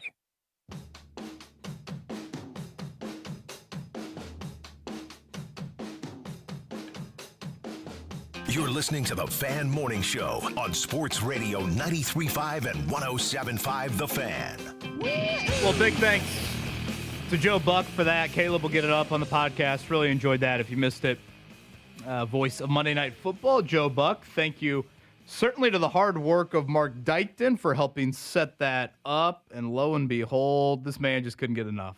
I mean, again, we saw him in front of the governor's mansion on Friday morning. Mark from Munster is now in studio after one of the greatest wins of his Bears fandom. You just couldn't get enough. You had to touch the mic today, did you not? You know, the girls were still sleeping. I was like, I have Christmas presents to bring you guys, and they didn't come till this past weekend. So I was like, I got to stop by anyway. And I was like, well, Joe Buck's about to be on, and I might as well slide in and say hi and all that. So I was like, okay. And it just so happens that the Bears beat the Packers' ass, and it wasn't even close on Saturday night. Just a complete blowout. No stress whatsoever. It was funny. I couldn't see you in the producer's studio, but I could tell Caleb was talking to somebody else in there. And now, looking back on it, I was half expecting you to grab the mic. And Mr. Buck, this is Mark from Munster. Can we talk a little bit about the Bears from Saturday night? Well, I would have said, what's your favorite call you've ever had? And I'm like, my bias would have said the 2016 World Series game 7 with the Cubs. Yeah, certainly. But I was like, maybe his is like when Randy Moss mooned Lambeau Field. I was going to say, he probably gets asked about that a whole lot. Dude, I have a natural hatred towards the Chicago Bears because when I went to IU, it felt like every single kid in a 5-hour radius of Chicago, A, said they were from Chicago, and then B, the Bears were good back then. And so I was just bitter. I was like, I don't like that all these Bears fans are celebrating. The Cubs are good. I don't like that all these Cubs fans. It probably is more of a reflection of how I am as a human being. So I've had this disdain for the Bears. I'm supposed to be the petty one here. I know. Man. But Mark, that was Mr. impressive Grinch. Saturday night. That was impressive. And the Williams throw, I'm sure it's been on a loop in your household. I still haven't fully grasped how exactly they pulled it off and had that comeback, but it has been back-to-back weeks where I've probably watched a DJ Moore touchdown catch on loop like 1,000 times. And even my daughter's like, can you stop watching that? I'm like, no, I can't. This is a core memory now. It's the birth of you guys, and then that has been what's going on. In the order? It changes. Especially the elf didn't move today. I don't know. Elf in the shelf. She's moving around wherever she wants. I can't project where she's going. She's been tired. Yeah. I'm currently looking at cheese grater hats on Etsy. Oh, that was glorious. So walk us through that. So Caleb was rocking a cheese grater hat yesterday, Caleb Williams? Yeah, he was giving out food to like food banks and everything like that. And DJ Moore was wearing the cheese grater hat in the post locker room celebration. It was great. That was great because he got a game ball, understandably, and he was wearing a cheese grater hat. And then the next day, Caleb was doing food deliveries for less fortunate, and he was wearing a cheese grater hat as well as he was handing that. I'm like, yes, more of that, please. It was glorious. So is Philip getting graded up tonight? Is that a Dear possibility? Lord, James. I don't know. How about that image? I was listening to you guys on the way in, and I'm just asking, I man. agree. Like, he's going to probably get rid of it quickly. He doesn't want none of that 49ers pass rush, whatever that even looks like these days. But, I mean, I think, like you said, it's going to be like how Seattle played him, where they're going to play him smart. They're going to know he's not going to hold on to it. So maybe drop guys back and just load the box against Jonathan Taylor or something. That's got to be the plan there. But I don't love their chances. Again, if they're going to lose one of these next three, which it might be all three, but if they're going to lose one, it would be this one against the NFC opponent. Well, and Joe Buck just said it to us. The more intermediate throws, the more stuff down the field. They're pretty adamant that that's going to be there. And is it now? Again, on paper, a team that is dead last in sacks and a team that is down their top corner. You feel like it could be there, but can you get Alec Pierce involved, please? Something. I know you hate Rodgers more than anyone, but you watched that Pittsburgh game yesterday, and he's got a little bit more in the arm than I think Rivers does. But I think we have got to try and do some stuff down the field. They don't do a lot of it, but like the whole Kenneth Gainwell thing, you never know. Right. And, they take some shots to Metcalf when he's not in the crowd. That aspect to it, I just feel like it has to be attempted. You got to keep the opposing defense, like, respecting you a little bit. So if you're just not even going to attempt downfield throws, like, well, we don't even need to do anything. We can just, stay back and load the box against Jonathan Taylor and make Phillip Rivers try to beat us with his arm, which we know isn't the strongest that it was 5 years ago. So it's going to be a tough task. I don't know if you guys have made your predictions yet or whatever, but I have this, unfortunately, going as a loss for the Colts again tonight. No, we should probably do that on the other side. Mark from Munster in studio with us here. We also probably need to do a morning check down. Let's take a quick break. Caleb, we'll come back. We'll give our picks. We'll do a little morning check down maybe to lead off next segment, and we'll do it one final time. The Butler basketball season is rolling along. Don't miss your chance to get in on the action. Your next chance to get to Hinkle Fieldhouse to cheer on your Butler Bulldogs is Monday, December 22nd, when the Dogs take on NJIT at 2 p.m. A weekday matinee. Come see the sunlight shine through the windows at iconic Hinkle Fieldhouse. With most students home for break, there are some great, unique seating options, so buy your tickets now at butlersports.com/buy tickets. Be a part of Hinkle Magic and make Hinkle your second home this season. Barrington Jewels is your holiday home of the finest gifts, like breathtaking diamonds, emeralds, rubies, sapphires, and a wide selection of gemstones. Barrington also offers exquisite watch brands like Oris, Junghans, and Tutima, as well as fine pre-owned timepieces from many top brands. From watches to necklaces and pendants, earrings, or even an engagement ring, you'll find the perfect holiday gift at Barrington. Visit Barrington Jewels in Clearwater Crossing. And remember, you haven't seen a diamond until you've seen a Barrington diamond. This Christmas, get a bonus AI Essentials course when you enroll in any My Computer Career IT program by the end of the year. That's a $3,900 value. Attend classes online or on campus. Enjoy lifetime job placement support and IT certifications in high demand. Go to mycomputercareer.edu today and take the free career evaluation. That's mycomputercareer.edu, an elite CompTIA certification partner. Conditions apply to AI offer, and financial aid is available to those who qualify, including the GI Bill. This is Chris with Absolute Comfort. We just want to thank you and your family for business that you've passed to us this year. Our families appreciate everything that you do for us, and we just want to let you know that if you have needs for your man cave or your she shed or whatever the thing is for a family member that you love, we just ask that you give us a call, and we've got some different ideas for you. Have a Merry Christmas. Absolute Comfort is your Mitsubishi Electric Elite ductless fur dealer. It's Terry Stacy for Cynthia's Hallmark, and this Christmas, give her something she'll treasure forever. The most sought-after jewelry in the country, E. Newton. Timeless, elegant, and designed for everyday wear. And don't forget the classic Ronaldo bracelets, hand-wired with care in New Albany, Indiana, and these gifts are gifts she will truly love. E. Newton and Ronaldo are available only at Cynthia's Hallmark in Greenfield, and if you're looking for relaxation as a gift, explore the Lemon Lavender Collection. Pampering spa day favorites, perfect for anyone who could use a little comfort this season. And you've got to feel the lavender-scented Warm Pals. They're gently weighted, warm or cool, and designed to give that soothing hug-like feeling. Gifts that fit every budget for every person on your list. You'll find just the right presents at Cynthia's Hallmark, including gift cards. Make your holiday giving meaningful, memorable, and magical. Shop locally owned Cynthia's Hallmark, celebrating 40 years. 116th and Allisonville Road, 96th and Lantern Road, 116th and Brook School Road, and in Greenfield. Food insecurity is an urgent problem, one that impacts real Hoosiers. You can help today. Gleaners needs donations. Your contribution goes further with Gleaners. For every $10 you give, Gleaners leverages their resources to turn your $10 into $90 worth of groceries for families who desperately need help right now. Your gift benefits local community members, and every dollar counts. Gleaners also needs volunteers now to help with warehouse distribution. Go to gleaners.org and donate or get involved today. A SoFi personal loan is here to help you achieve something once thought impossible. Overcoming high-interest credit card debt. Walk the tightrope of your finances with one low, fixed-rate monthly payment, no fees required, and as soon as the same-day funding. That's right. Pull off your own debt-defying stunt with a SoFi personal loan. Visit SoFi.com/trick to learn more. Loans originated by SoFi Bank, N.A., member FDIC. Terms and conditions apply. NMLS 696891. Hey, fans! Welcome back to Fansville's Cheers and Tears. Oh. Okay, so like everybody deals with losing, right? To a rival on a last-second field goal. Whatever, it's fine. I'm totally fine. But I cope with losing with an ice-cold Dr. Pepper. Those 23 flavors are like so delicious. They totally wash away the pain of your college football team taking a big fat L. College football. It's a pepper thing. 107.5 The Fan and Franciscan Health present Good for the Heart Fridays. Listen to Jake Query every Friday to hear a heartwarming story from our local community. Jake knows firsthand the importance of heart health. Jake and The Fan have teamed up with Franciscan Health to make a difference, one beat at a time. Good for the Heart Fridays, brought to you by Franciscan Health Heart Center.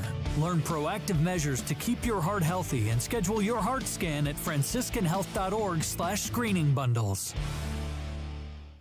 Celebrate Christmas with an NBA doubleheader. The coverage begins at 11:30 on 93.5 and 107.5 The Fan. The Morning Checkdown on 93.5 and 107.5 The Fan. All right, well, thanks to Joe Buck for joining us. That'll be up on the podcast, and we've had to shift some things around here in the 9 o'clock hour. Let's go ahead with a morning checkdown. Tonight, it is 8:15 inside of Lucas Oil Stadium. 5.5-point underdog, the Colts and 49ers. James Boyd, your biggest key to the game is what? Can you contain Christian McCaffrey for the defensive purposes? And then offensively, can you push the ball down the field a lot more than you did against Seattle? Pushing the ball down the field will have to occur without their starting left and right tackle. That left tackle will be Bernard Ryman. He was ruled out yesterday. Did practice actually on Saturday, but he was out with that right elbow injury. And then James defensively, no Sauce Gardner, but it will be DeForest Buckner for the first time in a month. Yeah, this is good news for their defensive line, which has struggled to get after the quarterback. So perhaps even if DeForest Buckner isn't the guy getting the sack, he can help spark the other guys to step up their game, those being Latu, Kwity Paye, and a few more I didn't mention. So it is a busy night of hoops as well. I should say day and night of hoops here in the Circle City. We'll start with the night action. This will be heard on the Fan. So if you want Colts 49ers tonight, that's over on Hank FM, our sister station, 97.1. Pacers at 7 o'clock coverage will begin. That is in Boston. They'll take on the Celtics. Celtics have been very good here over the last 10 games. I believe Jaylen Brown is questionable due to an illness. 10.5-point favorite, the Celtics. Then Miles Turner back in the building coming up tomorrow night. That is the Bucks without Giannis Antetokounmpo. So back-to-back for the Pacers. College basketball-wise, Butler and NJIT. That is over at Hinkle, 2 o'clock. That can be heard over on Fuego. Did you see the spread on that one, by the way? Did I see correctly 32? I think it's 31.5, but yeah. But that's got to be one of the higher Butler spreads of all time, right? James, you want to rethink what I said to you earlier about potentially everyone in this building being a better option? No, I still don't want. You know what it is? It's height. It's always. If you told me everyone was going to go out there and be 5'10", then yeah, I feel confident about my ability to compete with them. But no, I still don't think that would end well for your boy. That's probably a fair bet. So again, Butler as they I need survive. some of that Kevin Bowen height. Northwestern there. Yeah, you're banging the post a little bit here. They survived Northwestern at Gainbridge Fieldhouse. Purdue was all over Auburn. Very impressive. Another ranked win, another win away from home for the Boilermakers. So both the Indiana schools get it done in the Indy Classic. Indiana won over Chicago State at Assembly Hall. They'll have Siena tonight, 6 o'clock. That is inside of Assembly Hall. Mark Dykton, do you have any idea who the Siena head coach is? Not a clue. Couldn't even venture a guess. Okay, Carmelo Anthony won the national title at Syracuse, right? Mm-hmm. Do you remember the sharpshooter on that team? I do not. Does Jerry McNamara ring a bell? I've heard the name, yeah. I would not have guessed that he's the head coach over there, though. Jerry McNamara for Siena. So that's 6 o'clock inside of Assembly Hall. And like we said earlier, my Christmas has been ruined, Mark. What happened? Oh, I think you were tagged in a few tweets about it yesterday. Oh, was I? I was going to say, you didn't open the Christmas present, so it couldn't have been what I gave you. You might rethink that as well. Did you see Notre Dame basketball? I did. They lose to Fort Wayne yesterday. Mm-hmm. Shout out to John Coughlin. The octaves in my voice don't seem to go as high as when I talk about a Notre Dame basketball loss as when I talk about some other things. So season over? No, not even getting a national championship. Not over, but you're going to have to make up for it with some very quality wins here in the ACC. If he could volunteer to give his ankle to Marcus Burton, he would have done it immediately. Dude, ankle. He wants to take a kid for a couple days. I'd happily offer that up. Give some of your white blood cells to him. Yeah. We need to heal this up. I'm glad I stopped there. Come on, Rosie. You can be a team player. Last note on the check down. The most impressive thing, Week 16 in the NFL. And Mark, go ahead. I know Bears beat the Packers, knock them down. A impossible comeback. I still don't fully grasp how that happened, but they beat them on Saturday night. A big win for the Bears. And then that, along with some help from Aaron Rodgers, I hate to say, beating the Lions, have clinched the Bears in the postseason, so they are currently the 2nd seed in the NFC. They get the 1 seed? They could get the 1 seed, yeah. They probably want the Colts to win tonight, right? Yeah, that's probably true. So, yeah, I mean, and the NFC West is crazy because, like, everybody was talking about the Thursday night game between the Rams and the Seahawks. It's like, well, the 49ers still have a shot at getting the 1 seed as well, which they have to be, like, one of the more under-the-radar potential playoff teams there is out there. Yeah, so if they win out, so San Francisco clinched a playoff berth yesterday based off all the results that happened, but if they win out, they're the 1 seed. Yeah. So they definitely have a lot to play for as well tonight. You know, weirdly, and James, we've talked about this all morning long, it's kind of hard to, like, describe the Colts game tonight. Obviously, it's important for them to win. Yeah. I don't want to lose sight of that, but they technically still could make the playoffs even with a loss. Now, again, you need a slew of things to go your way, but the only thing, unless I'm missing something, I believe the only thing that can officially happen tonight is if the Colts lose, the AFC South is over for them. Right. Which, in all reality, probably already is. Yeah. Yeah, that was a long shot to begin with. For them to win the South, they need to win out, have Houston lose to the Chargers next week, and have the Jags lose to the Titans in Week 18, which the Jags are playing for something you wouldn't think they would lose to the Titans in Week 18. Hey, the Titans just beat the defending AFC champion. Mm-hmm. I had never heard of that dude that got in the game for Gardner Minshew yesterday. Me either. But honestly, that is probably what happens to 99% of teams that lose your quarterback to a torn ACL and back-to-back weeks. When things went down for the Chiefs, boy, did they come down. I thought the biggest revelation of the weekend was that Josh Johnson is still playing in the league. He's been playing in the league for like 15 years, and now he's with the Commanders. Yeah, I want to say former Colt. Caleb's point, he's been with like 10 different franchises. It's unbelievable. It's like an NFL record, I think. I think he was the backup the first time Andrew Luck got hurt. He was Hasselbeck's backup, I think, here for a couple weeks there the first time he got hurt. Elliot pointed out here that Phillip Rivers has never lost the 49ers. Yeah, I did see that, but what about 44-year-old Phillip Rivers? Can he turn back the clock one more time? 44-year-old Phillip Rivers is still Phillip Rivers, so he's still, at the moment, undefeated. This is true. I do want to know, again, in his heart of hearts, like coming back, you got to make the playoffs, I get all that, but you got to get at least one win on the board. You can't tell your kids one day, I went back, I wasn't afraid, and you lose every single game. You got to get a dub. Well, and he mentioned this after the Seattle game and this past week, James. He's never experienced a full Lucas Oil Stadium. That is right. The COVID year, of course, right. when he was here playing for the Colts. So he will get a little bit of that tonight. And as we talked about with Joe Buck, first time Monday Night Football is called Indy Home or any Colts game in 3 years. I thought it was interesting. We had Ross Tucker on, and Mark, thank you for booking him. We had Ross Tucker on at 8:30, and he mentioned the Riley Leonard thing. Yeah. Which I think was interesting. I don't think nationally you've heard that thought too much. Again, that's more of the debate. We talked about this earlier in the show. The Anthony Richardson debate, I don't think is really any debate right now. I think medically there are some major impairments with the vision. To me, more of the debate right now is either Phillip Rivers or Riley Leonard. That's the more realistic debate. And Ross Tucker, I don't want to put words in his mouth, but he seemed to be, I'd rather vote for Riley Leonard, which is probably where I'm at too. At least early on he was. And you know what? All of us were kind of thinking that, okay, even if you bring Phillip Rivers back, we were like, okay, you're going to put Riley Leonard out there. You're going on the road to Seattle. Going to be a hard game anyway. See what your backup you've had on your roster looks like.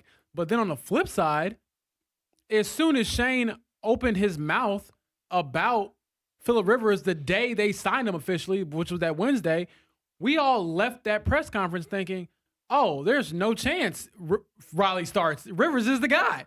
That's how bullish Shane was that opening press conference. That changed my entire perspective on the situation. So that, to me, is a big factor. How about Mark Dighton joining us on 2 of his days off? Yeah, I got a question about this, too. Sure. Well, I'm only home because they needed me to take PTO. They said, you didn't even take it enough this year. Take more. I'm like, okay, I will. That's PTO man right there. So they're out your PTO excursions. Lions Den. Yeah, you know it. Here we go. Wait till you open those bags. Has Santa finished his shopping for all of your children, you and Kevin? Are you done? Yes. Is Santa done? Are you telling him, hey, I don't need the you to stop elves are by? done. I believe. I was going to ask about the elves, too. I believe the elves are done. I believe Santa's good. And boy, Santa might be in a white beater coming up on Thursday with how this weather's looking. Okay. Imagine how much Santa's going to be sweating his ass They're off talking on about Thursday. Santa's broke now or something like that. Santa's shaking the can. on the Man, he street. might be going to two-piece to be flying around the world. So Santa's broke now. All right. Yeah. Just got it. I just didn't know how last minute this can We'll Santa work for be. candy canes. Speaking of last minute, we got about a minute left. Caleb Zuber, what do you got? 49ers 5.5-point favorite for tonight. I'm saying 49ers 27, Colts 17. James Boyd? 49ers 27, Colts 24. 27-17 Niners. You guys are a little bit more high scoring than I am. I do like the Colts taking the points here. I will go 23-19 Niners. James, you've hit this quite often this morning. Tackling Christian McCaffrey makes me sweat. Imagining the Colts tackling. I'm just Christian picturing McCaffrey him makes me lined sweat. up against any linebacker on the Colts roster and shuddering at the fact that he's going to catch it and wiggle and get 10 yards pretty much every time. Again, on paper, there is a lot I think you could potentially do offensively. Granted, given your personnel, we'll see. Mark, we are not talking to you tomorrow. No. Take Merry the full day Christmas, off. everybody. Merry Christmas to you, to the girls. Thank you for stopping in. Thank you for booking Ross Tucker and Joe Buck. Both of those up on the podcast. It'll be us three again tomorrow. Caleb Zuber, great work behind the glass. James Boyd and Kevin Bowen. We will be with you again. Reminder, Hank FM tonight for the Colts game. On these airwaves, it'll be the Pacers in action. Everybody have a great Monday Night Football Monday.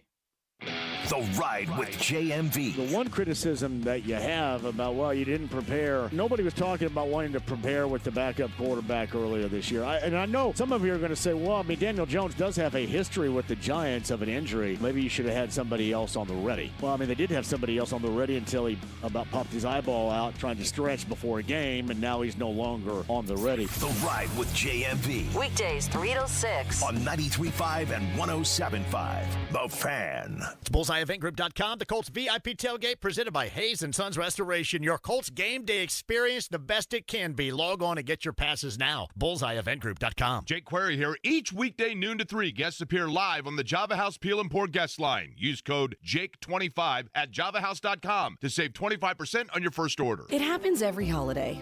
Food comas, piles of wrapping paper, Uncle Harold's asleep in the recliner. It's only $5.45. But then, Cousin John rolls in with holiday scratch-offs from the Hoosier Lottery. Starting at just $1, they're the perfect gift for making the